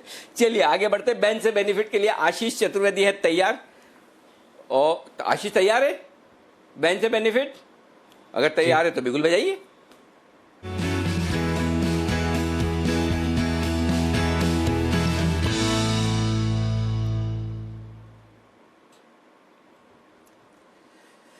बताए आशीष, कौन है वो महानुभाव जो बैन से बाहर निकलेंगे आज? 9 स्टॉक है अनिल जी बैन में, और उनमें से सिर्फ एक स्टॉक ऐसा है जो बैन से बाहर निकल सकता है। PNB, Punjab national bank, market wide position limit घटकर 80% पर आ गई है। थोड़ी सी और घटेंगे यहाँ से तो पक्का निश्चित है बैन से बाहर निकल आएगा। एंट्री के लिए लाइन लगी है? एंट्री के लिए इतनी बड़ी लाइन तो नहीं है अब, लेकिन फिर भी आप देखिए एमएनएम फाइनेंस, ये तो बहुत ही ऑब्वियस था कि ये तो आना ही है। 137% हो गई है बढ़कर market wide position limit. MNM finance जो है पक्का बैन में आएगा। अदानी एंटरप्राइज 125% है, ये भी पक्का है बैन में आएगा। सेल 96% और वेदांता बॉर्डर लाइन पर है, यहाँ पर मार्केट वाइड पोजीशन लिमिट जो है 95% पर है। यानी 4 स्टॉक ऐसे हैं जो बैन में आने को तैयार है, केवल एक ऐसा है जो बाहर आएगा। MNM finance, Adani enterprise 2 ban में आने की तैयारी में है इस वक्त। ओके, तो ये है आपके लिए इस वक्त राय। अच्छा, किरण जी आप जाना चाहते हैं? किरण जी शो से जल्दी जाना चाहते हैं आप? हाँ जाने तो आपको आपकी डॉटर का एग्जाम में पढ़ाई करनी है आपको? मुझे नहीं, 3:30 बजे उसकी एग्जाम है तो मुझे उसकी तैयारी करनी है। अच्छा फिर ठीक है। हमारे तो मतलब ऐसा कि हमारे बच्चों के एग्जाम होते हैं, ज़्यादा टेंशन हमारे मतलब बच्चों की मम्मियों को होती है, उनको ज़्यादा पढ़ाई करनी पड़ती है बच्चों से ज़्यादा। तो मुझे लगा कि ये काम आपने घर पे भी अपने जिम्मे ले रखा है कि डॉक्टर का एग्जाम है, पढ़ाई मैं करूंगा। नहीं अनिल जी, ऐसा है कि वो सब ऑनलाइन टेस्ट है तो वो सब अरेंजमेंट करनी है मुझे, बाकी कुछ नहीं है। सब वो गूगल बराबर खोल के रखना, ऑनलाइन टेस्ट में बहुत काम आते हैं ये सब चीजें। क्या 4-5 लैपटॉप खोल के फटाफट कब पता नहीं कौन सा वाला काम आ जाए, समझ रहे हो ना आप? बिल्कुल। लेकिन किरण जी अपना काम कर गए हैं। किरण जी ने आज सुबह बजाज फिनसर और शाम को बजाज फाइनेंस, दोनों बेहतरीन पिक्स आज हमारे दर्शकों को दिए और दोनों स्टॉक क्या कमाल करते हुए दिखे, जबरदस्त चले हैं। मतलब किरण जी पेटेंट ही करवा के छोड़ेंगे। कहीं आप सरनेम किरण बजाज ना कर ले, मुझे वही सोच रहा हूँ कि कभी पता चला थोड़े दिनों बाद किरण जी बोले मेरा सरनेम ही बजाज कर दो। लेकिन किरण जी चलिए, आपको और आपकी डॉटर को एग्जाम्स के लिए शुभकामनाएं, अच्छे से पेपर लिखें और लिखवाएं, और बाकी तो सब कोई टेंशन की बात है ही नहीं, आप एकदम मस्त रहें। तो आज किरण जी थोड़ा सा हमसे जल्दी विदा ले रहे हैं। जी किरण जी, ओके। देवांशी तैयार है हमारे साथ HUL के अनुमान को लेकर। आइए पहले पूछ लेते हैं देवांशी से कैसे रहेंगे रिजल्ट। देवांशी बताइए। बिल्कुल अनिल जी, आप देखिए जिस तरह से शेयर ट्रेड करता हुआ दिख रहा है एकदम सुस्त, वैसे ही नतीजा आने का ही अनुमान बनता हुआ दिख रहा है। क्योंकि आप देखिए इस बार जो वॉल्यूम ग्रोथ है उसमें स्ट्रीट काफी वाइड एस्टिमेशन दे रहे हैं। कई ऐसे ब्रोकर्स हैं जिनका मानना है करीब 5% की वॉल्यूम ग्रोथ में गिरावट आती हुई दिखेगी। कई ऐसे ब्रोकर्स हैं जिनका मानना है करीब 9 से 10% तक की वॉल्यूम ग्रोथ में गिरावट आती हुई दिख सकती है। तो कुल मिला के 5 से 9% तक की रेंज जरूर बन रही है जहां पे वॉल्यूम में गिरावट देखने मिल सकती है। पिछले साल अगर आप देखें तो जो वॉल्यूम का बेस है वो भी 5% है, तो देखना होगा कि वॉल्यूम ग्रोथ किस तरह से आती है। लेकिन इस बार मैं आपको बता दूं कि जो नंबर्स हैं वो कंपेरेबल नहीं होंगे सालाना आधार पर या तिमाही आधार पर, क्योंकि जीएसके का जो अधिग्रहण किया है कंपनी ने, इसके चलते नंबर्स कंपेरेबल नहीं होंगे। और साथ ही जीएसके के चलते इस बार जो आय है वहां पे थोड़ा सा सहारा जरूर मिलता हुआ दिखेगा। वॉल्यूम ग्रोथ में थोड़ा सा सहारा जरूर देखना होगा, तो हमें एक्स जीएसके की वॉल्यूम ग्रोथ देखनी होगी। साथ ही जो आय है इस बार करीब 1.5% तक कम होती हुई दिख सकती है। लेकिन इस बार जो कामकाजी मुनाफा है उसमें थोड़ी सी ज्यादा गिरावट आ सकती है, करीब 6% की।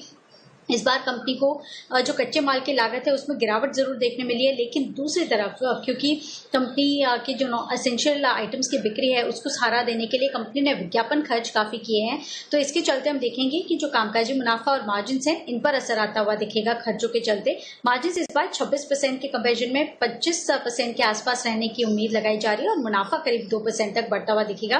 टैक्स रेट में इस बार कमी आएगी और इसी के चलते मुनाफे में थोड़ी सी बढ़त जरूर देखने मिल सकती है। और इसके अलावा ये देखना होगा कि इस बार जो ग्रामीण क्षेत्र है वहां से कितनी ज्यादा बढ़त आती हुई दिख रही है। एसेंशियल आइटम की बिक्री करीब 74% के आसपास होती है, लेकिन उनकी जो पर्सनल केयर सेगमेंट है, मेकअप सेगमेंट है, ब्यूटी केयर सेगमेंट है, यहाँ पे काफी ज्यादा दबाव आने की आशंका लगाई जा रही है। तो यहाँ पे किस तरह से रिकवरी ट्रेंड आता हुआ दिख रहा है इस पर भी नजर रहेगी। लेकिन कुल मिला के सुस्त नंबर्स की ही उम्मीद करनी चाहिए हमें HUL से। ओके, थोड़े सुस्त रह सकते हैं नंबर्स जहां तक एचयूएल का सवाल है। हालांकि स्टॉक में हमने शानदार तेजी आते हुए देखी पिछले हफ्ते, अब नतीजों से पहले थोड़ा सपाट ट्रेड होता हुआ दिख रहा है। बहुत बहुत शुक्रिया देवांशी हमारे सामने ये नतीजों का अनुमान रखने के लिए। अब बिगुल पर जाते हैं सुमित जी के लिए छोटा ऑप्शन बड़ी कमाई का।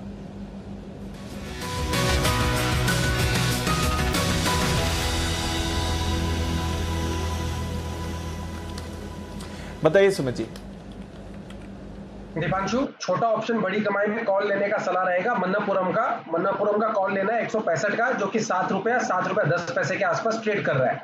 मन्नापुरम के अंदर ब्रेकआउट आ रहा है, जस्ट स्टॉक अभी कल का हाई ब्रेक कर रहा है। मन्नापुरम के अंदर रिसेंट के जो स्विंग हाई लगे थे उसके ऊपर ये आज ये ऐसा लग रहा है क्लोजिंग दे देगा। ऐसा होने पे मन्नापुरम में ऐसा लगता है कि यहाँ से 10 से 15 रुपए का अपसाइड देखने को मिल सकता है।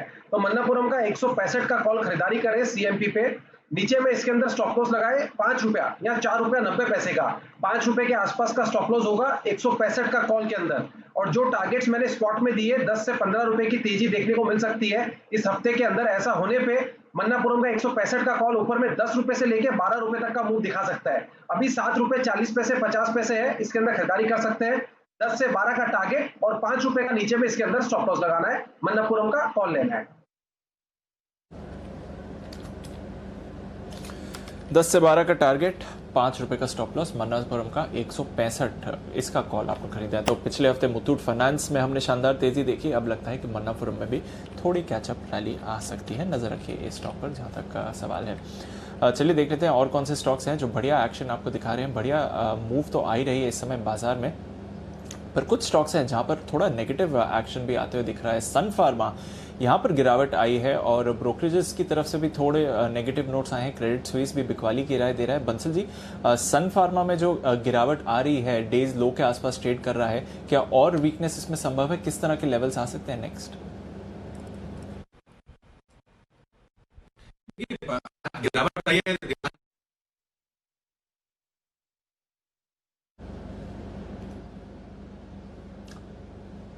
इस बीच लगता है आशीष से आवाज साफ नहीं आ रही, तो आशीष से हम फिर से संपर्क करने की कोशिश करेंगे। तब तक आशु मदान साहब, भारतीय एयरटेल, उनका जो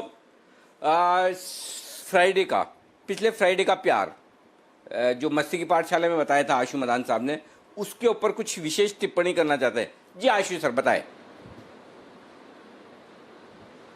अनिल जी, मैं चाह रहा था अगर आपकी परमिशन हो और अगर आप अलाउ करें तो मेरी इस बार एक रिक्वेस्ट है कि अनिल जी, भारती है ना, ये मतलब बहुत ही मतलब मेरा तो खैर फेवरेट है आजकल का, और ये बाकी सबका भी ना फेवरेट हो जाता है, और हम 3-4 इक्के 5 इक्के सब मिल जाते हैं। और जब भी ये 80-85 जाता है तो वो उसमें ब्रेकआउट दिखते हैं, तो कुणाल जी, वागले जी, सब लोग, राकेश जी, सब लोग साथ में हो जाते हैं और राइटफुली होते हैं बिल्कुल। तो अनिल जी, मेरी रिक्वेस्ट है सबसे कि इस बार एक शायद टोटका करते हैं कि इसको जाने देते हैं और हम वो ब्रेकआउट अनदेखा कर देते हैं, और एक बार अनिल जी इसको 600 से ऊपर जाने दो ना। मतलब बाकी सबको हमने क्या ही रखा है कि ऑल टाइम फेवरेट है, 700 रुपये जाना है, डिलीवरी उठानी है। तो इसलिए मेरी राकेश जी, कुणाल जी, बाकी सबसे रिक्वेस्ट है कि एक बार लंबी कॉल देके अब इसको थोड़ा सा अनदेखा करते हैं और एक ऐसा टोटका करते हैं कि इस बार निकलने दो अनिल जी वो 580-90 का लेवल। बैन कर दूं रिकमेंडेशन से, जब तक 600 पार ना हो तब तक चैनल पे कोई रिकमेंड नहीं करेगा, बैन कर दूं सर? नहीं अनिल जी, बैन मत करिए, आप इतना रिक्वेस्ट करिए कि कोशिश करके रेस्ट्रेंट रहे, बैन नहीं करिए। क्या कहा? एक मिनट आशीष जी, आपकी बात है, बैन मत करिए, आगे क्या कहा? मैंने कहा अनिल जी, बैन मत करिए, एक सेल्फ डिसिप्लिन है कि रेस्ट्रेंट करें हम अपने आप को कि 585 में बहुत एक्साइटेड होकर कॉल देने के लिए रेस्ट्रेंट एक्सरसाइज कर सकते हैं सर। बैन देखो आप सेल्फ, देखो आशु जी देखो सेल्फ डिसिप्लिन की तो आप बात करो मत, ये तो सारे लोगों पे आपको कंट्रोल करना था, इसलिए मेरे को इतने विनम्रता से आप कह रहे हो अनिल जी आपकी इजाजत हो, आप कर पाए तो। अगर आपका खुद का होता तो फिर बात ही अलग होती थी। इसलिए ये नहीं कुणाल जी जवाब दीजिए इसका। अनिल जी देखिए, मैंने तो अपने सॉफ्टवेयर, आप कहें तो अनिल जी मैं सॉफ्टवेयर में से डिलीट कर दूं। मैं अभी वही बटन खोज रहा था अनिल जी कि चार्ट को कैसे सॉफ्टवेयर में से डिलीट करते हैं, तो भारती को अनिल जी डिलीट ही कर देते हैं।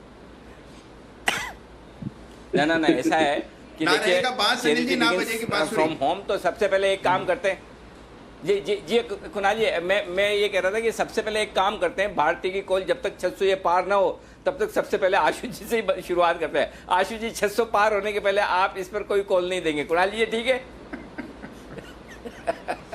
डन ये बिल्कुल ठीक है अनिल जी, बिल्कुल ठीक है। पर इनका भारती को मेंशन किए बिना अनिल जी गुजारा नहीं है आशु जी का।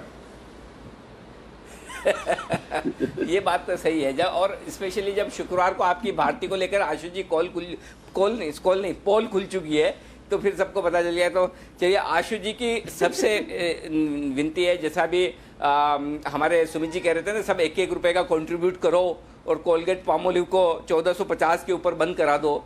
वैसे आप सबसे निवेदन है 5-5 रुपए का कंट्रीब्यूशन दो और सब लोग मिलके 600 रुपए के ऊपर भारती को पार करा के बंद करा दो।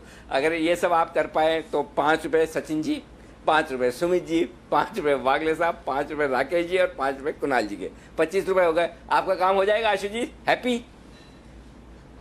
बिल्कुल हो जाएगा अनिल जी।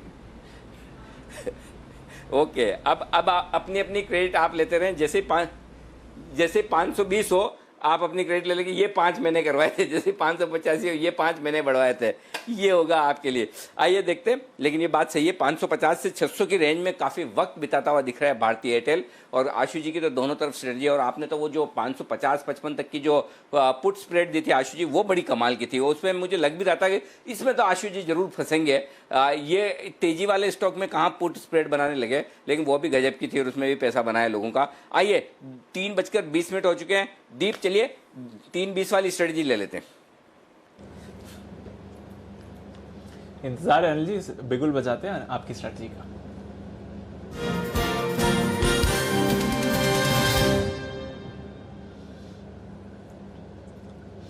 डाउ फ्यूचर्स अनिल जी हल्की सी गिरावट दिखा रहे हैं, ज्यादा दबाव नहीं है। जितनी सुबह गिरावट थी वहां से तो अच्छी रिकवरी ही कहना पड़ेगा। सिर्फ 25 अंक नीचे हैं इस समय डाउ फ्यूचर्स। नैस्डैक फ्यूचर्स अब पॉजिटिव हो गए हैं, तो वहां पर आप एक्शन फिर से आते हुए देख रहे हैं। यूरोप के बाजार, जैसा कि मैं पहले भी बता रहा था, जर्मनी और फ्रांस दोनों ही पॉजिटिव हो गए हैं। यूके के बाजार भी अब निचले स्तरों से रिकवर करते हुए दिख रहे हैं। तो रिकवरी आ रही है अनिल जी। और निफ्टी भी अब 11,050 की तरफ नजर लगाए बैठा है। हालांकि बैंक निफ्टी में हमने देखा है कि अब 22,300 पर है। तो आखिरी 10 मिनट में क्या दिख रहा है सर?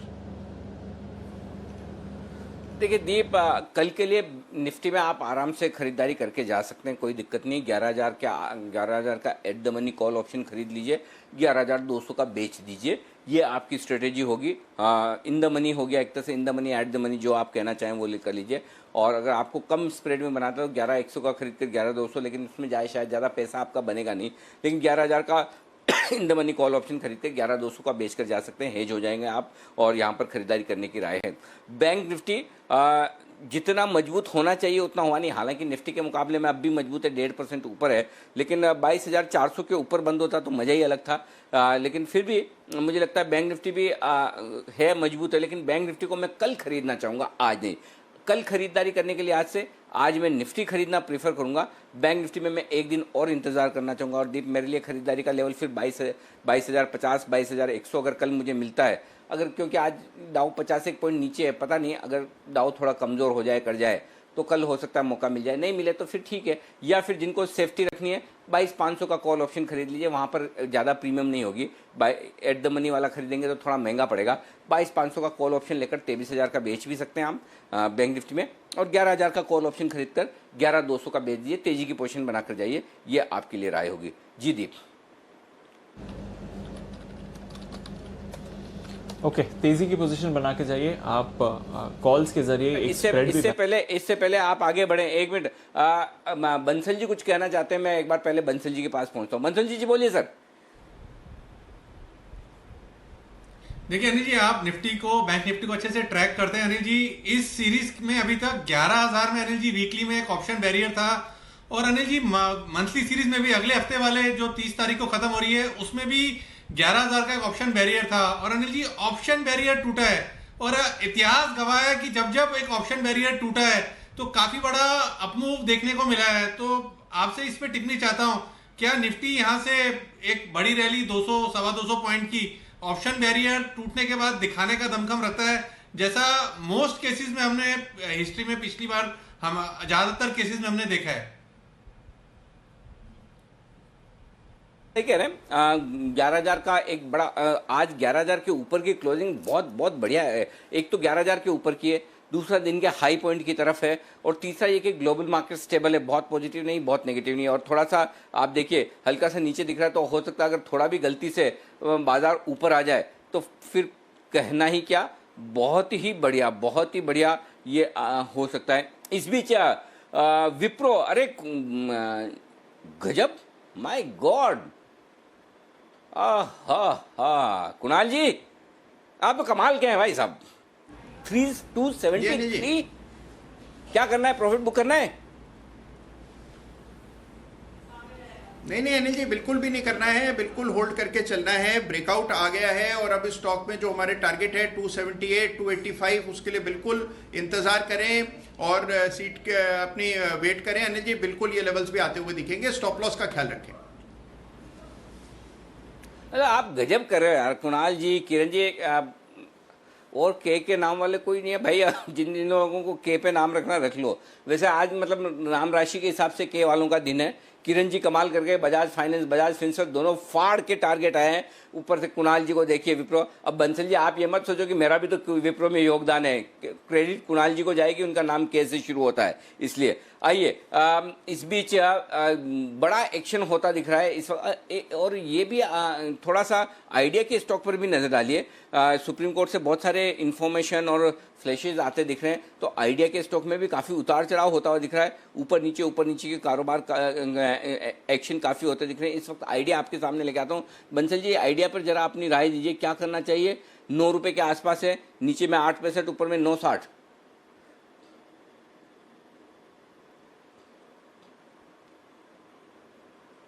करा कि इस पे एक अपडेट दीजिए। 9 रुपये 70 पैसे से कुछ ही मिनटों में 8 रुपये 25 पैसे होके आया और काफी ज्यादा वोलेटिलिटी देखने को मिल रही है। तो टेक्निकली तो अनिल जी मैं कुछ नहीं करना चाहूंगा। एक बार 10 रुपए के ऊपर की क्लोजिंग आए, डिसाइसिव क्लोजिंग आए, उसके बाद ही इसको इसमें कुछ करने की राय होगी, एल्स इसको बिल्कुल अवॉइड करेंगे। ओके 650 करोड़ का मुनाफा आया है एसबीआई कार्ड्स का। कुणाल जी चार्ट तैयार कीजिए। 755 रुपए की इश्यू प्राइस उसके आसपास आकर अटकता हुआ दिख रहा है, लेकिन फिर भी जिन लोगों ने होल्ड किया शांति से बैठे। हालांकि हमने तो पहले और दूसरे दिन कहा था कि यहां पर निकल जाइए, लेकिन जिन्होंने फिर भी रखा है उनके लिए अब इश्यू प्राइस आती हुई दिख रही है। लेकिन फिलहाल मुनाफे का आंकड़ा आपके लिए आता हुआ दिख रहा है। 350 करोड़ से मुनाफा बढ़कर 390 करोड़, इश्यू प्राइस आपके सामने 755 रुपए। जी हाँ, ये था एसबीआई कार्ड्स का इश्यू प्राइस। तो महीनों बाद आपको फिर से इश्यू प्राइस के दर्शन होते हुए दिख रहे हैं। चार्ट्स बताएं कुणाल जी।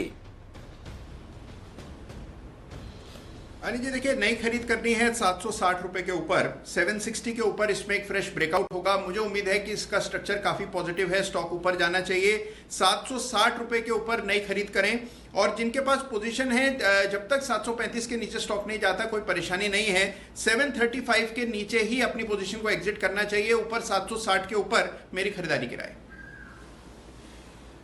ओके 757 के आसपास ट्रेड कर रहा है। 760 के आसपास बंद होता अगर दिखता है इसके ऊपर अगर आखिरी 5 मिनटों में, तो फिर खरीदारी करके जाएं। आज 768.80 मेरे ख्याल से ये लाइफ टाइम हाई है एसबीआई कार्ड्स का। अब तक का हाईएस्ट लेवल आज ही छुआ है। 755 रुपए पर इशू प्राइस आया था।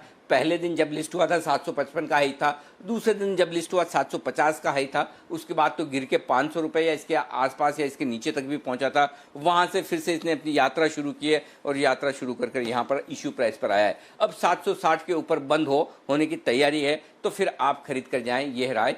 इस तरह के मूड माहौल में आय का आंकड़ा 2070 करोड़ से बढ़कर 2150 करोड़ बढ़िया माना जाएगा। और इस वक्त मुनाफे का आंकड़ा भी 50 करोड़ से 590 करोड़, ये आंकड़ा अच्छा माना जाएगा। तो दोनों ही आंकड़े एसबीआई कार्ड्स के लिए अच्छे हैं। 760 के ऊपर बंद होने की भी तैयारी है। कुणाल जी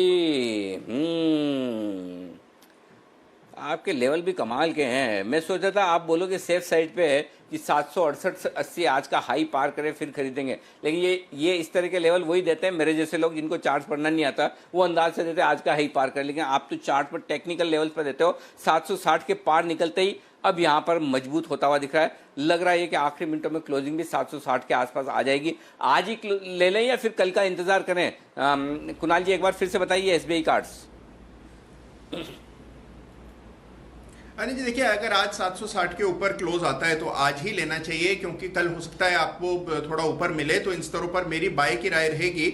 मुझे लगता है कि 735 का एक स्टॉप लॉस रख करके बाय करें। लेकिन अनिल जी थोड़ा पोजिशनल ट्रेड होगा ये स्टॉक थोड़ा ऊपर नीचे होकर के चलता है, एक तरफा नहीं चलता है, तो आपको थोड़ा इसमें वॉलेटिलिटी बर्दाश्त करनी पड़ेगी। लेकिन इवेंचुअल टारगेट जो है वो 825 850 रुपए के हैं, तो यहां से भी 100 रुपए की तेजी बिल्कुल संभव है स्टॉक। SBI कार्ड्स पर आपके लिए आए तो SBI कार्ड्स बेहतरीन परफॉर्मेंस यहां पर आती हुई और स्टॉक मजबूती के साथ ऊपर जाने की तैयारी करता हुआ दिख रहा है। ये है आपके लिए इस वक्त की राय। ओके, आइए अब और आगे बढ़ते हैं और इस वक्त अब क्लोजिंग होने की तैयारी में 11,000 के ऊपर बंद होंगे। वाह क्या बात है, बहुत ही बढ़िया। कल शुक्रवार को 10,900 के ऊपर की क्लोजिंग मिली, आज 11,000 के ऊपर की क्लोजिंग। वाह वाह क्या कहने। और बैंक निफ्टी भी लंबे समय बाद 22,000 के ऊपर बंद होने में कामयाब होगा। तो बेहतरीन तेजी के साथ बाजार आज फिर से क्लोज तैयार। कहीं कोई दिक्कत वाली बात नहीं, कहीं कोई चिंता की बात नहीं, बेहतरीन परफॉर्मेंस आती हुई दिख रही है। घंटे की सुमधुर आवाज़ आपके कानों में गूंजती हुई और आज बाजार बंद होने में। अब यहाँ पर आपके सामने मैं कुछ स्टॉक्स रख दूं। बढ़ने वाले शेयरों में अदानी एंटरप्राइजेज आज वायदा कारोबार का टॉप गेनर 6.5% मजबूत। सुबह सुबह वागले साहब को मैंने पूछा भी था, मैंने कहा वागले साहब मिस कर दिया, तो वागले साहब ने बताया भी कि नहीं पहले डिस्कस हुआ है बराबर। उन्होंने बोला भी था 156-57 के आसपास, लेकिन पकड़ में आ गया था। इक्विटास भी सुबह पकड़ में आया 55 55.5 के आसपास। M&M फाइनेंस 6% मजबूत। Naukri.com, ये Naukri.com तो बंसल जी आपने 2-3 दिन पहले बड़ी तेजी की बात इसी में कही थी ना Naukri.com में। बिल्कुल अनिल जी, इसको मैंने और कुणाल जी ने हमने पिक ऑफ द डे में भी रिकमेंड किया था और बोला था कि ये तेजी से भागेगा, तो इस स्टॉक में वो रिटर्न्स देखने को मिले हैं। और आज का एक और जबरदस्त परफॉर्मेंस वाला शेयर बजाज फाइनेंस, बजाज फिंसर, एक नहीं दो, और आज दोनों इसके लिए कॉन्ग्रेचुलेशंस और बधाई के पात्र हैं हमारे किरण जी, जो आज 3 बजे ही शो छोड़ के चले गए क्योंकि उनकी डॉटर का एग्जाम है। जिन लोगों ने किरण जी की सलाह पर बजाज फाइनेंस और बजाज फिंसर में आज पैसे बनाए, वो प्लीज़ उनकी डॉटर के एग्जाम के लिए दुआ जरूर करेंगे। देखिए डॉक्टर का एग्जाम छोड़ के उन्होंने शो सुबह भी किया, दोपहर में भी किया, आधा घंटे जल्दी गए, तो आपका फर्ज बनता है, अगर उनकी 2 बेहतरीन कॉल्स, दोनों ही स्पेशल पिक्स आई थी और कमाल कर गई, तो प्लीज़ एक बार जरूर दुआओं में याद रखें। ये मेरी किरण जी की तरफ से, किरण जी ने नहीं बोला, ये मैं अपनी तरफ से बोल रहा हूँ, आपसे रिक्वेस्ट है। विप्रो क्या कमाल किया है, कुणाल जी और राकेश जी ने आखिरी मिनटों में बड़ा तेजी से स्टॉक भागता हुआ दिखा, वैसा ही स्टॉक भागा है टेक महिंद्रा का।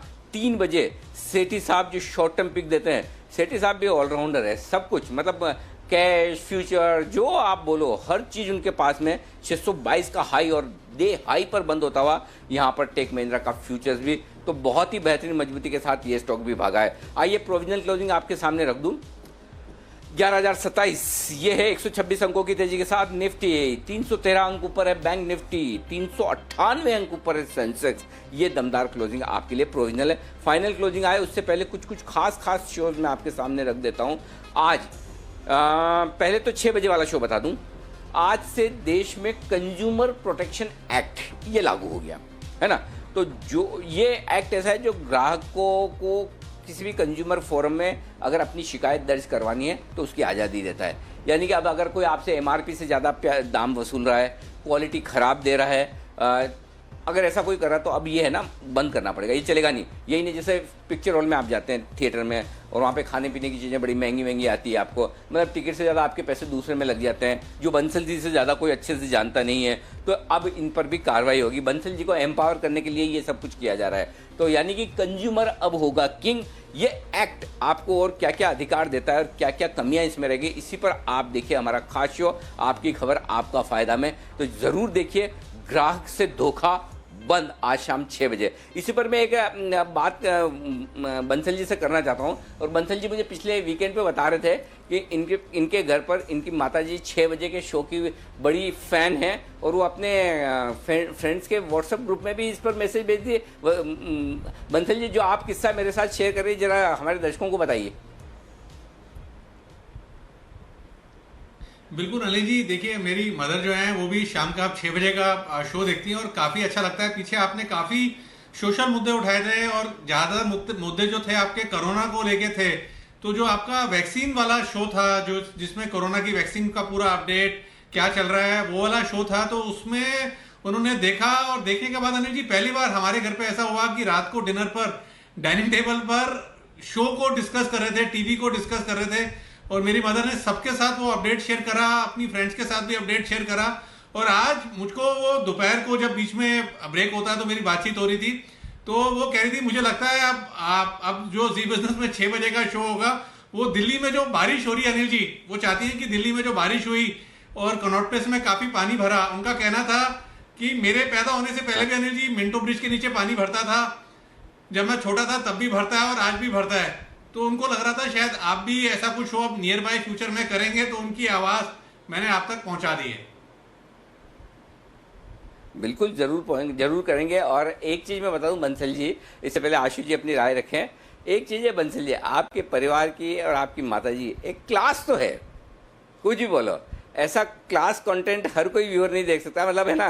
नहीं तो क्या होता है, ये पॉलिटिकल लड़ाई झगड़ा, चिल्लम चिल्ली, इसने इसको गाली दी, इसने इसको इसने विकास दुबे ने इसको मार दिया, उसने उसको मार दिया, ये सब चीज़ों में है ना लोगों को बड़ा इंटरेस्ट आता है मारने पीटने में। और हमारे तो हिंदुस्तान में आदत है ना, हम लोगों की, दो लोग लड़ रहे हो, हम दोनों को नहीं पहचानते हो तो फिर भी रुक के देखने लग जाएंगे, अरे कौन लड़ रहा है, क्या कर रहा है, क्या हुआ क्या नहीं हुआ। 4 लोगों को जो खड़े हैं सबको पूछेंगे क्या हुआ क्या, अच्छा उन बाकी किसी को भी नहीं पता क्या हुआ, कौन लड़ रहा है, लेकिन खड़े होकर देखेंगे। वही हाल है ना पॉलिटिकल डिबेट में होता है, 2-3-4 लड़ते रहते हैं, बाकी पूरा हिंदुस्तान देखते रहता है, भले उसमें कुछ मजा, मतलब कोई लेना नहीं देना नहीं कुछ नहीं। इसलिए ऐसे मतलब फालतू के माहौल में अगर कोई अच्छा कंटेंट देखने की हिम्मत रखता तो उसके लिए भी क्लास चाहिए, व्यूअर्स की भी एक क्लास होती है, अच्छा कंटेंट देखने की भी आपकी क्षमता होती है। हर कोई बुक्स नहीं पढ़ सकता, सारे लोग बुक्स पढ़ लेते तो फिर बात ही क्या थी। तो अच्छी चीज़ों की, अच्छी आदतों की भी क्लास होती है, वो बहुत ज़रूरी है, वो आपके अंदर में, आपके परिवार में मुझे दिखती, तो इसके लिए मैं आपको बधाई देना चाहता हूँ। जी आशु सर कुछ जोड़ना चाहते हैं, इसमें कहना चाहते हैं। जी आशु सर। अनिल जी, आपने वो राकेश जी की मदर के बारे में पूछा, तो मेरे को भी एक चीज़ ध्यान आई, जो मेरी मम्मी है वो शाम के प्रोग्राम नहीं सारे दिन के देखती हैं जब मैं आता हूँ आपके साथ, और वो उनको इक्वेशन समझ आती है। तो अनिल जी, उसका फ्लिप साइड ये हो गया है कि वो आपका नंबर ढूंढने के चक्कर में है कि उनको पता, उनके साथ जब भी कोई डिफरेंस ऑफ ओपिनियन, कोई डिस्प्यूट, कोई आर्गूमेंट या मैं उनकी बात नहीं मानता तो मुझे कहती है मैं अनिल जी को कंप्लेंट कर दूंगी, मुझे उनका नंबर दे दो। तो अनिल जी, वो मेरे लिए तो वो उल्टा हो गया, वो आपका नंबर ढूंढने के चक्कर में कि कुछ भी मेरी कंप्लेंट करनी तो देंगे अनिल जी को बताऊंगी मैं। देखो मैं एक चीज बताता हूँ आशु जी, आपकी मदर के साथ सिर्फ एक फॉर्मूला रखिए, इससे आपकी सारी प्रॉब्लम सोल्व हो जाएगी। आपकी मदर की जो बात सही है वो तो सही है ही, और चूंकि वो आपकी मदर है इसलिए उनकी गलत बात भी सही, तो उनकी सब आर्ग्यूमेंट खत्म।